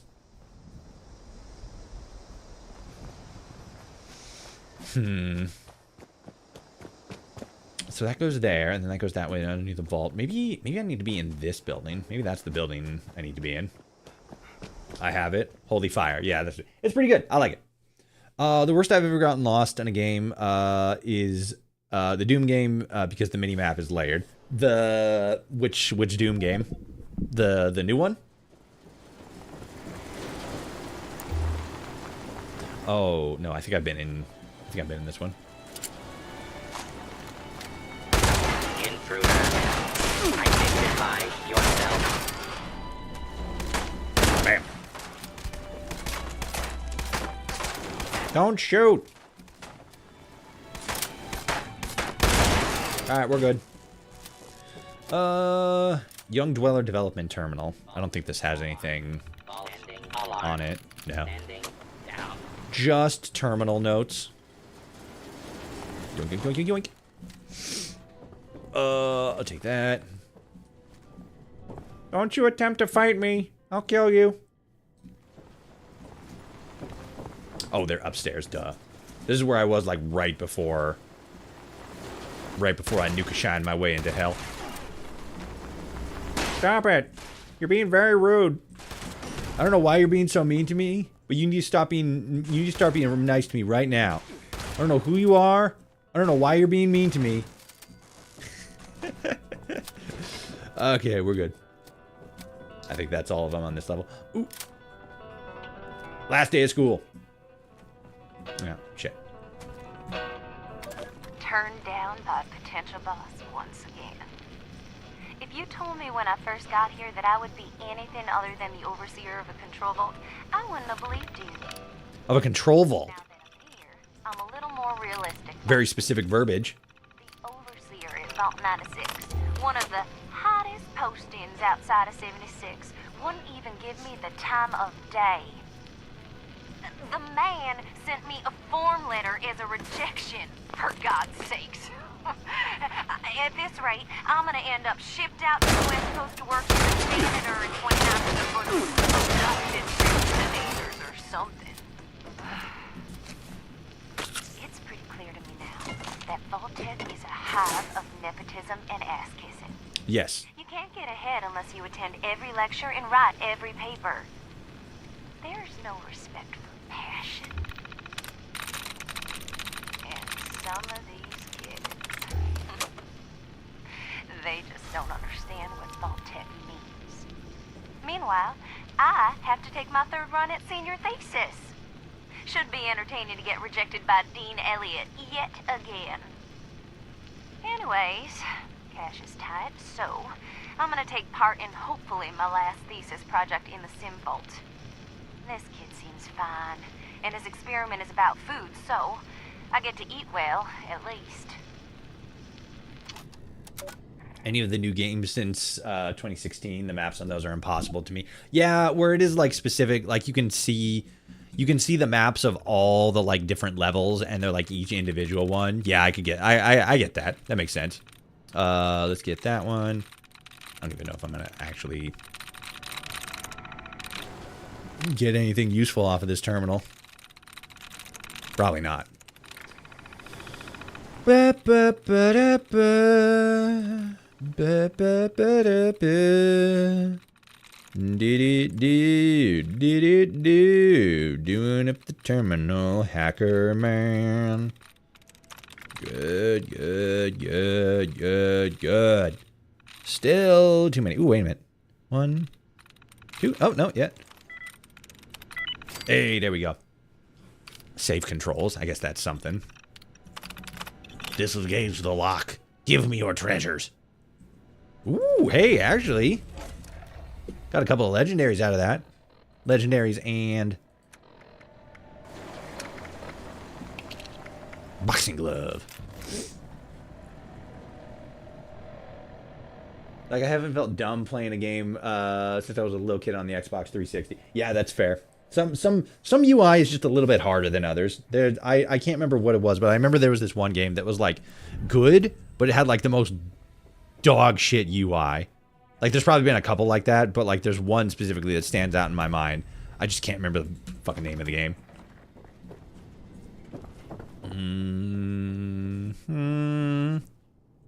Printer. Printer does not respond to your input. Well, what a fucking bitch. This is why I hit things. Remember to use brackets when hacking. Yep, I always do that. Had to cheat and use a guide to find all the collectibles. I mean, like, I do too, but like that's kind of like the beauty, especially like the new one, like the new Doom.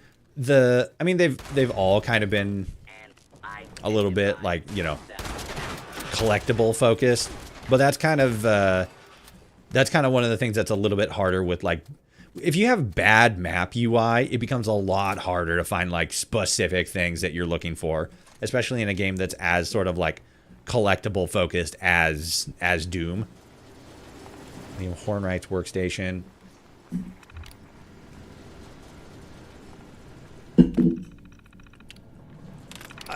Abstract. Liam abstracted. Oh, fuck. Guys, we're in the Amazing Digital Circus. This place has gone downhill. God. Oh, no! Bam. Bam.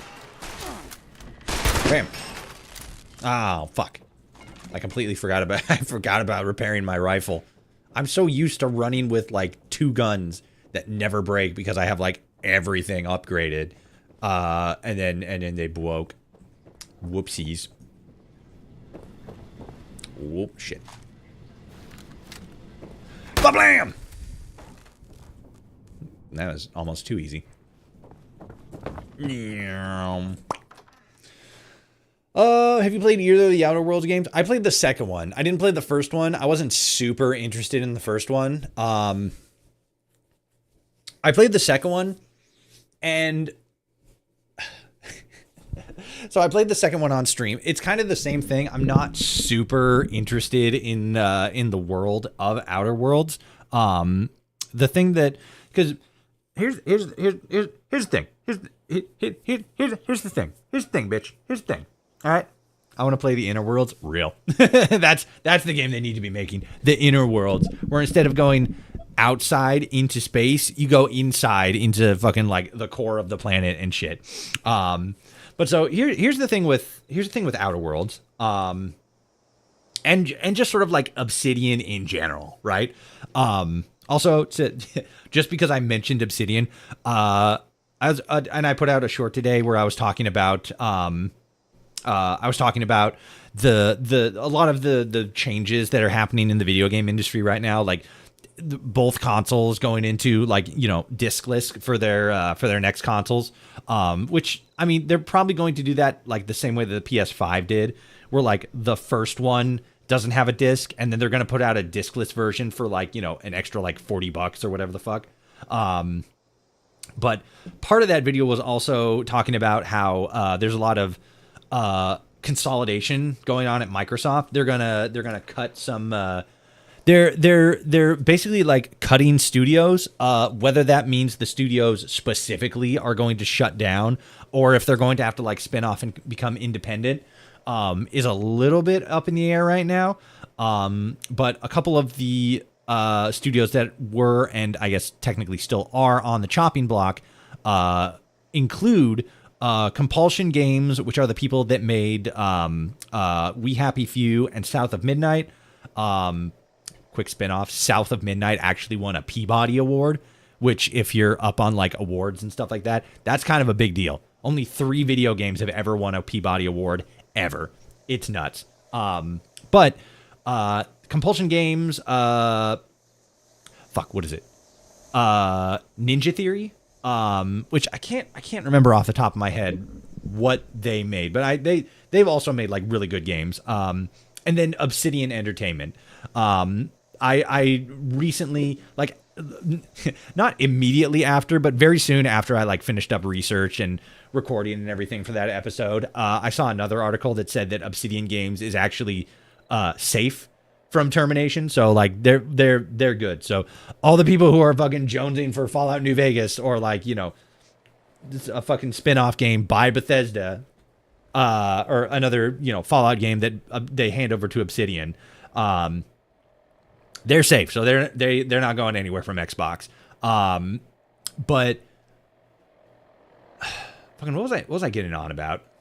Oh yeah, Obsidian. So Obsidian's design style is obviously very different from Bethesda's, but more so to the point, Bethesda's design style is a very built wide gameplay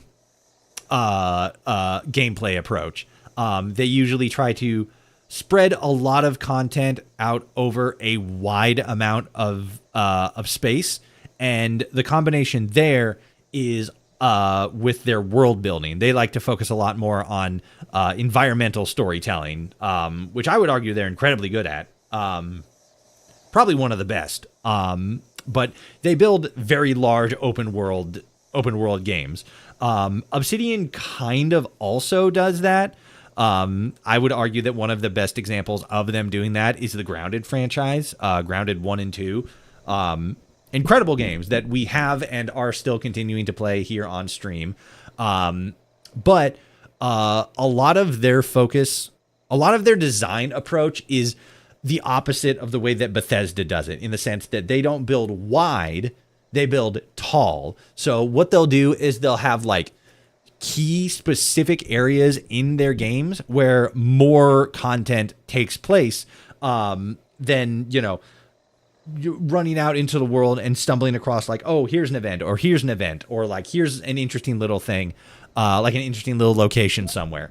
They still have that, but they have a much bigger focus on making key areas in their worlds have much more going on with them. One of the criticisms that I bring up of Fallout New Vegas from time to time, which I don't even think is really a criticism, I think it's more just an observation, is that Fallout New Vegas is a lot more railroaded and it's a lot more linear than Fallout 3 or Fallout 70 or Fallout New Vegas or Fallout 4, sorry, where every single time you play the game, you have to go along a specific route in order to, one, follow the natural progression of the game, because you can just, you know, run north and either like dodge the Cazadors or dodge the Deathclaws, but the path of least resistance is, you know, around the fucking Horn of New Vegas and getting into the game that way.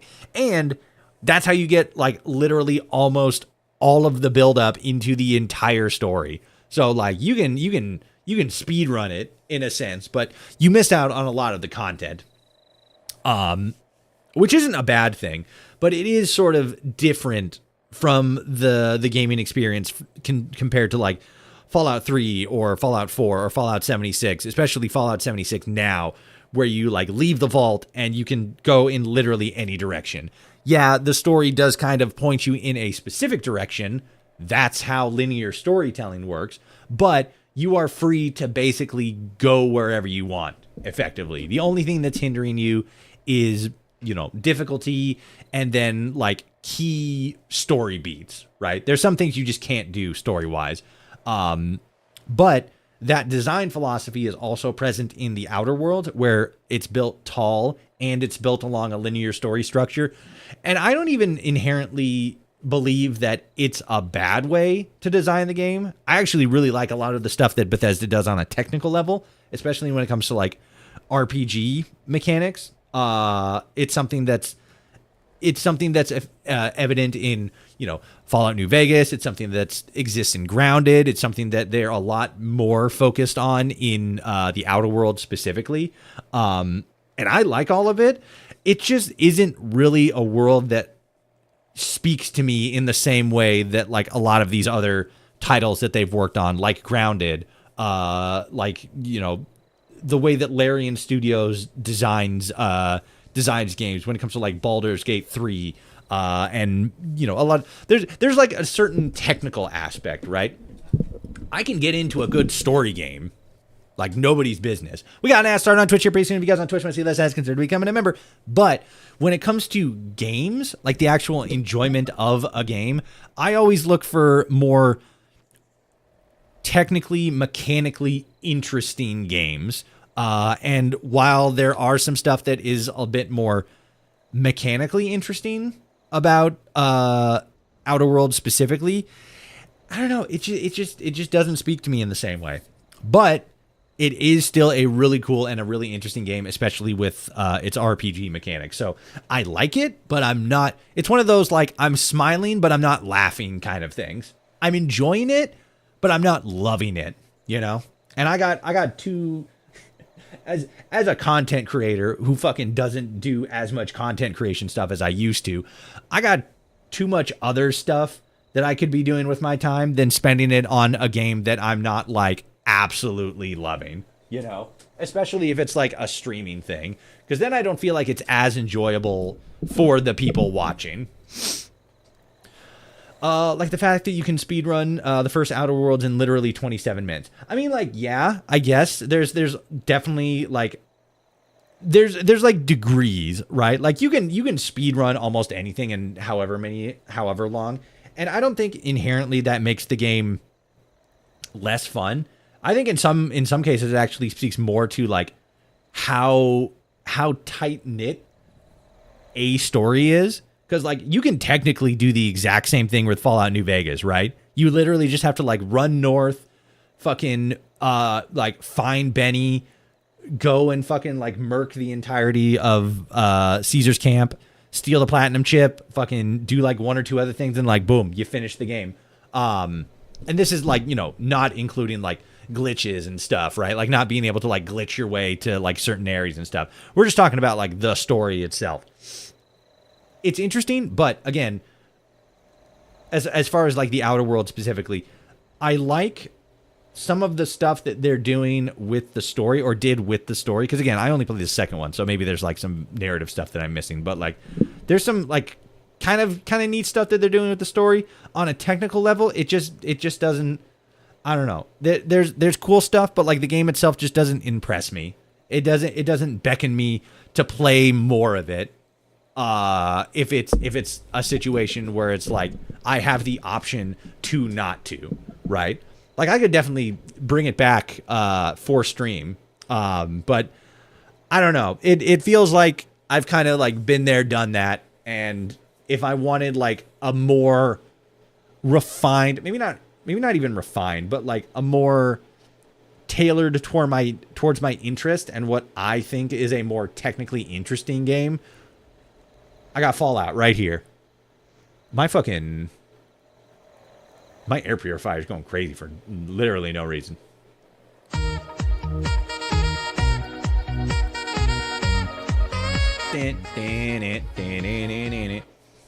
Intech Mouse on Twitch just subscribed. Thank you for the big subscribe. Thank you, big gamer. Hell yeah. Subscribe with Twitch Prime. He's got Twitch Prime. What an absolute legend. That's honestly why I do enjoy the Outer Worlds game. It's because they're kind of dumbed down compared to other RPGs.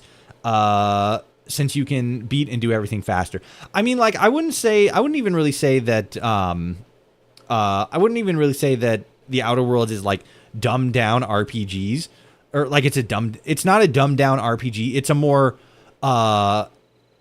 like not even fast track. It's a more like refined. It's not as large in its scope, but it's sort of in the same way that like a lot of like it's very build specific, but it's not expansive build specific to where you can do like all kinds of like crazy customizable shit. It's very much like you're like a technical minded person. You're a charisma minded person. It's closer to like class focuses like in D&D compared to just, you know, build focuses like in, you know, Fallout 3, Fallout New Vegas, Fallout 4, stuff like that. Or even, I guess I'd probably say Fallout 76 compared to Fallout 4, because I'm not the biggest fan of the, you could fucking level up into anything, there's no level cap, that stuff. There has to be some sort of natural, you know, stoppage to just becoming infinitely powerful and having like everything unlocked. What mission is this? We're technically doing the like, it's not like a mission, but we're technically here at Vault Tech University trying to find the Overseer's holotapes, and I just fucking can't. Oh my god, excuse me. I just can't fucking remember how to actually get in there, because we can get in there and then we can get into the vault area, but then there's that like sealed off laser grid door that I can't fucking remember how to get into.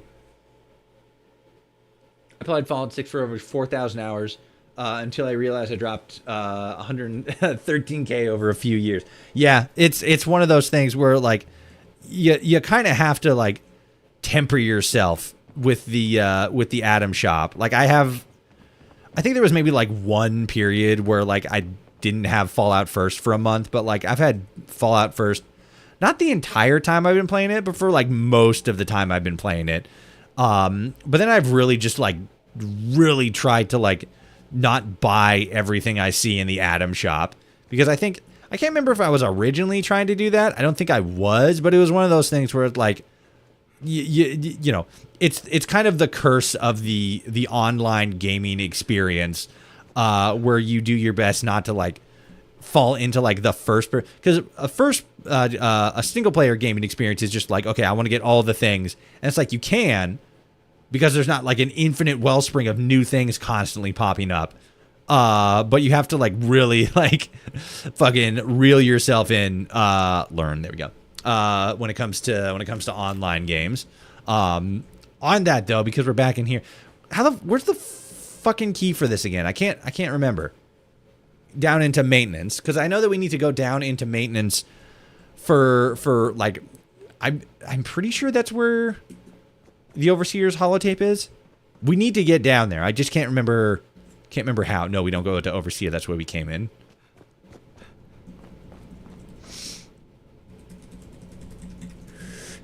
Yeah, my new rule is I refuse to purchase or play any game with an in-game shop. Yeah, that's probably the best. I kind of want to. Okay. Oh god. I kind of want to play Elder Scrolls Online a little bit, but at the same time, I'm also kind of like, I'm not as big of an Elder Scrolls fan as I am Fallout, but it's also kind of like I don't need another fucking I don't need another online game that I'm gonna spend all my time playing. I got enough of those. This one isn't in the Overseer's office. I don't remember seeing it, but I'll double check. The Overseer's office? Yeah, this is the Overseer's office. So here's the Overseer's. There's the logs, and that's that. But then, oops, there we go. Burnt book. This is the vault entrance. It's on one of the bodies. Which one? Is it that one? What about that one? It's this one. Fucking motherfucker. Empty your pockets. Do the vault suits? They got a pocket right there. That looks like a pocket right there. Because it just dawned on me, like, these are jumpsuits. Jumpsuits usually don't have pockets. But then, like, I can see they have pockets. They just got those weird, like, rubbery pockets that are, like, waterproof and shit like that. Elder Scrolls is literally a reskinned Fallout 76. Wrong. Fallout 76 is literally a reskinned Elder Scrolls. Even down to paying for a premium membership for storage, etc. Yeah, I'm not 100% surprised.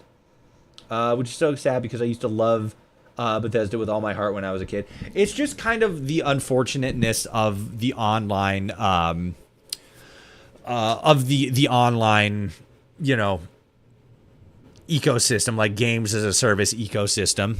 Like Fallout 76 and the Elder Scrolls Online aren't, you know, games as a service games. They're just online multiplayer games, and that's just kind of how those games are built. Very transaction heavy. Fucking thanks a lot, Jeffrey Epstein, you fucking disgusting freak. But yeah, it's unfortunately just the nature of the ecosystem, and it's incredibly hard to decouple from that ecosystem because they're just such great ways of making money. The one that died last, the one that you had to find during the test. Maybe that's why I'm so fucking lost. I don't remember. I remember having to do like a test down here, but I don't remember where I'm supposed to go to start that. I feel like I missed something somewhere along the steps, like the whole process of the Overseer's mission, and I'm like ahead of where I'm technically supposed to be.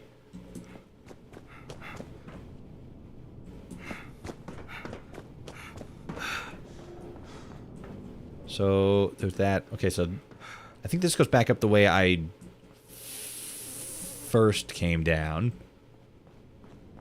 Yeah, because the robots are up here. Probably haven't gotten to the test yet, so it's not unlocked. Okay, yeah, that makes more sense. Because, yeah, I feel like I definitely missed something.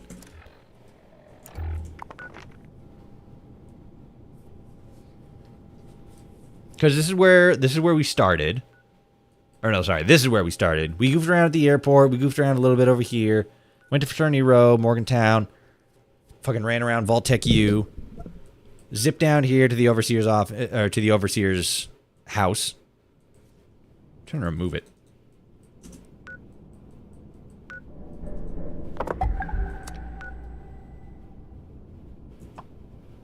There we go. Okay, I don't... That was weird. It should be in the area I'm in now. Right next to the robot. These robots? Because I thought I remember it being like a wall terminal or some shit.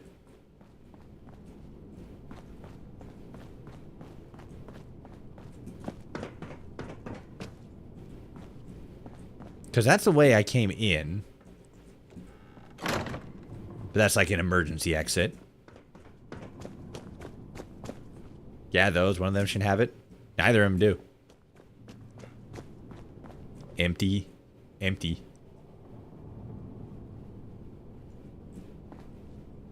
Ooh, 3 caps. Hell yeah. I found $1. It's not those yet. Okay, so then I need to start the test somewhere. Because that's also the annoying thing. None of the fucking data points. Oh, wait. Okay, read the Nuka Shine. Oh, I should probably do that, actually. Since I have it. Oh, there it is.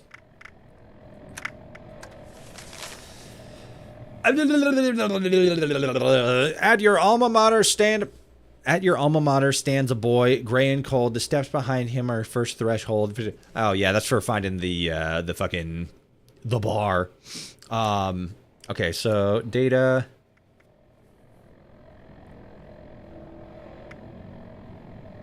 Vanlo, taxidermy, Fisherman's Rest, volunteer training, camping 101. Responder Survivors Volunteer Program. Advanced training. Okay, so that's them. Robot Programmer Extraordinaire. You have to get 5 or so before the test? 5? No, it can't be that long. It's hard to stay safe. Used to be that camping was safe as houses. Well, Jesus Christ. Until there was a strong wind, right? My air purifier's just going insane. I think somebody made like burgers or something. Even in your camp, someone might hurt you. Is that picking up? Can you guys hear that? Doesn't matter now. It's all about your defenses. You can build near people you trust who will watch your back, or build things that will watch your back for you. Yeah, but once you get the next one, once you get one, the next one pops up so you don't have to wait. Yeah, like that's the thing though. Like, where? Yeah, here we go. Okay, so we got the one in. We got the camp. We got Flatwoods. We got Morgantown. We got Vault 76. Or I guess that'd be the reverse order. Vault 76, camp, Flatwoods, Morgantown, and then it points us. Oh yeah, it's all the riddle. So like, you know, we go from here. We go down here, points us down here. Or, well, we get the first holotape here. We go down here, and then it points us up towards Morgantown. And then we get, like, 2 up here.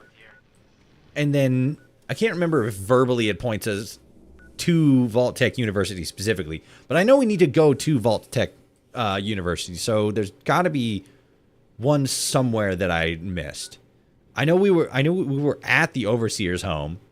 But she was already there, so I don't remember if there was one there already or not.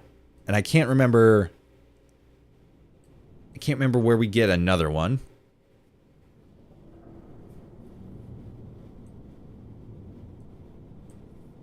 Yeah, but the Overseer comes with you to Vault Tech U. Does she? Huh. Okay. I guess then I have to figure out where the 5th one is. Remove. Duh. Okay.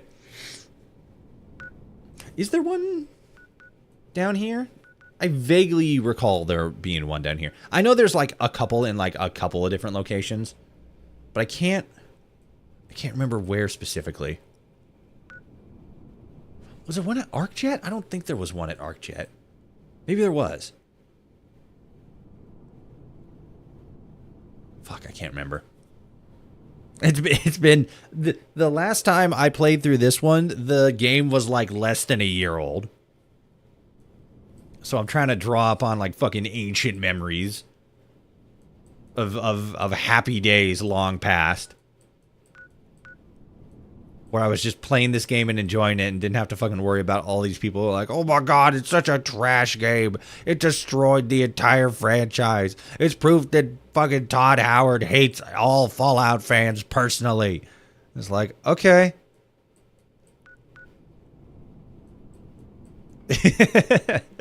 You know what I mean? Fuck, I can't remember. I feel like, because, I mean, it's got to be one of those things where, like, at a couple of major no, because, I don't know.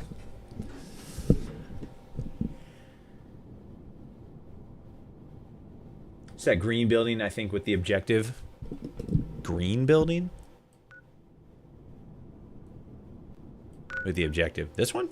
No, it can't be. It can't be this one. That's the one that leads into that mission at Atlantic City. Down. Green building. This one?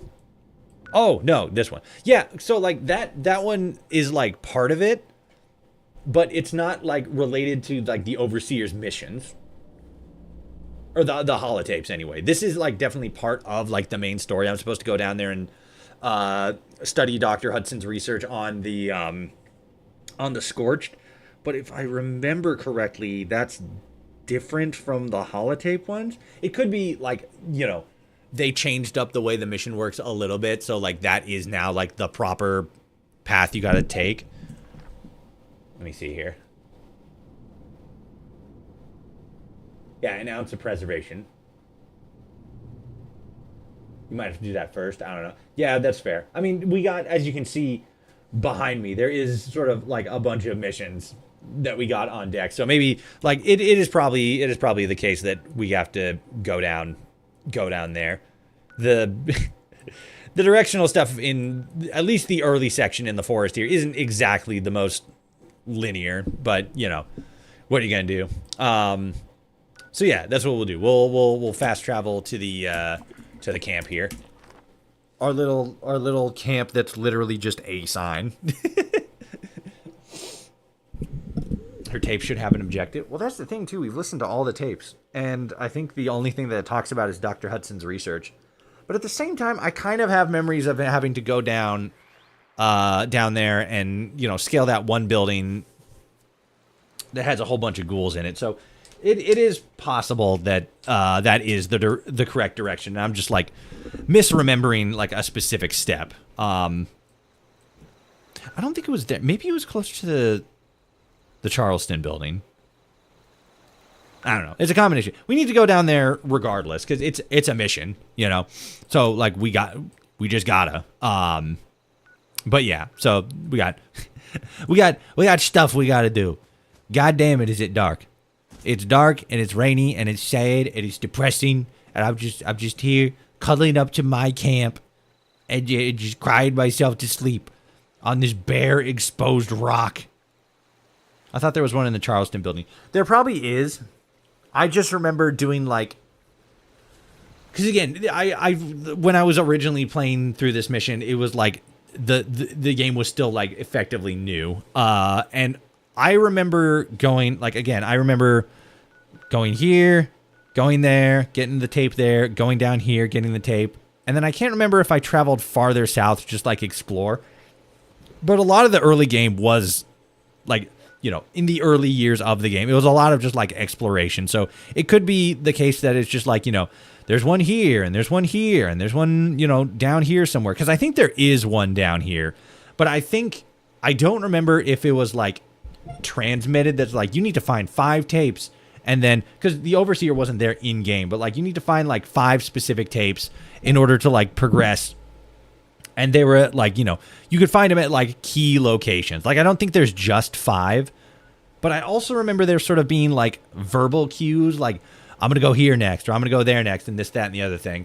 So I don't remember. I just know it's a little bit of a scavenger hunt, which, funnily enough, the Overseer said it's not a scavenger hunt. I'm pretty blatant with like, you know, where I'm going and shit like that. So it's like, I guess I'm just dumb. I thought there was one in the Charleston building. Oh, I think I read that already. Yeah. So yeah, that's probably where I have to go next. Just got back. Did they invite you to another kegger? No, they're still dead. They're still all dead. We just spent forever wandering around university campus looking for the next party. But unfortunately, no parties were to be found. And additionally, this is where we're going to have to wrap up the stream for now.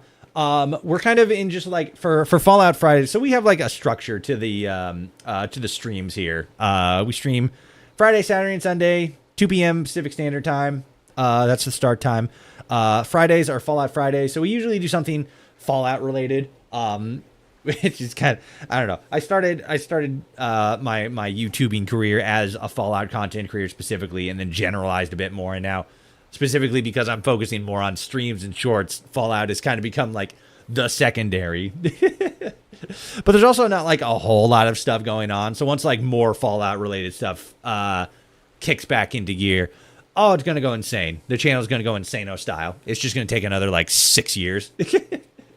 But Fridays are Fallout Fridays. We get in and enjoy Fallout. We're sort of in Fallout 76 mode specifically, playing on a new character, seeing what the game is like in 2026, until modding and stuff kicks back up for Fallout 4, and then we can get in, we can goof around with that again. On the weekend stream, which we do on Saturday and Sunday, we've been playing through an honor mode Iron Man run of Baldur's Gate 3. A bald lock, if you will, similar to like a Nuzlocke for Pokemon. We failed once before, but I just really fucked up on an interaction. So that's what we're gonna be getting in tomorrow. Next week, Assassin's Creed Resynced is dropping, so we'll most likely be going on a break from Baldur's Gate 3 for that week. Maybe you're going to break from Fallout Friday and just do a full Assassin's Creed Resynced. I don't know. We'll see. But that's what the schedule is looking like tentatively for this week and next week. We're going to be doing Baldur's Gate 3, Bald Lock Run continuation all this weekend. Obviously, tune in for the secret stream at 10 a.m. For Grounded with the Boys. Good times, fun times, best times you ever had. And then for next week, we'll get into Assassin's Creed Resynced, because that's going to be good. I'm hyped for that. I can't wait to get back in. I'm a little curious as how much, because they talked about like new content and stuff like that, and I'm a little curious as like how far in that is. You know, if we have to like get like damn near to the end of the game before new content comes in, or whether it's something that they just kind of like peppered throughout the story. But that's what we got going on. I think it's going to be great. I think it's going to be good. If you enjoyed today's stream, thank you so much for stopping by. Really helps me out a whole lot. It's always fun to hang out with people. If you enjoyed, definitely check out, obviously like, comment, share, subscribe, ring the bell if you're watching on YouTube, hit the follow button if you're watching on Twitch or TikTok. If you want to see more from me, check out the links in the description below the stream if you're watching on Twitch, and in my bio if you're watching on TikTok. We got YouTube, Twitch, TikTok, Blue Sky, the Discord channel. Join the Discord, super awesome. And of course, the podcast, the Adamcast podcast, long form interview style content with noteworthy members of the Fallout community: King Gath, Eleonora, Nywall, Rascal Arts, Lawrence McNamara, the guy who does the Modest File podcast, Kenneth Vigu, we had on Arc Charger recently, well-known modder, newer podcaster. He's kind of been doing the same thing that I've been doing very recently. He got to sit down and chat with Mike Burnfire, which is pretty sweet.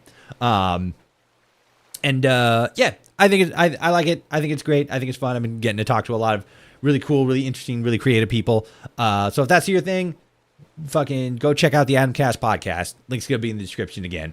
Once again, for now, this is going to be the end of the stream. We'll probably, again, jump into this next week, just for, like, keeping with the whole Fallout Friday thing.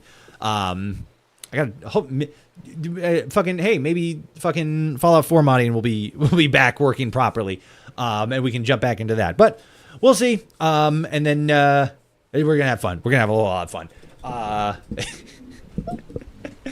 I've been watching too much Cinnamon Toast Ken, and now fucking it just keeps popping back into my mind. We're gonna have fun. It's Tasha's birthday. Happy birthday! And it's like, not, but I could say that. He doesn't have a fucking copyright on it. But like I said, we will be back tomorrow, 2 p.m. Pacific Standard Time, and then yeah, it's gonna be fun. We're gonna keep doing our bald lock run, Baldur's Gate 3, Iron Man honor mode run. I've been enjoying it. People seem to be into it. People seem to be liking it so far. And any excuse I have to play more Baldur's Gate 3 is just a win in my book. So be here to join in the fun. For now, though, thank you so much for watching. The weekend's here. Let's have fun with it. You guys have a good day. Have a good night. Drink water. Go outside. Fucking try to stay cool. Try to go outside, but like early in the day or later at night when it's not as warm. We're doing pretty okay out here in the Pacific Northwest, but still it's warmer. So stay cool. It's heat illness and heat related abnormalities are a very real thing, and it's not fun. Go as you can see here. Take a nice dip in the river, if your river is safe. Some of the rivers around here aren't super great, but we'll be back tomorrow for Baldur's Gate 3. Thank you so much for watching. Have a good day. Have a good night. Eat good. Drink water. Have fun. And I'll see you guys tomorrow. Bye-bye. Bye. Goodbye. Bye.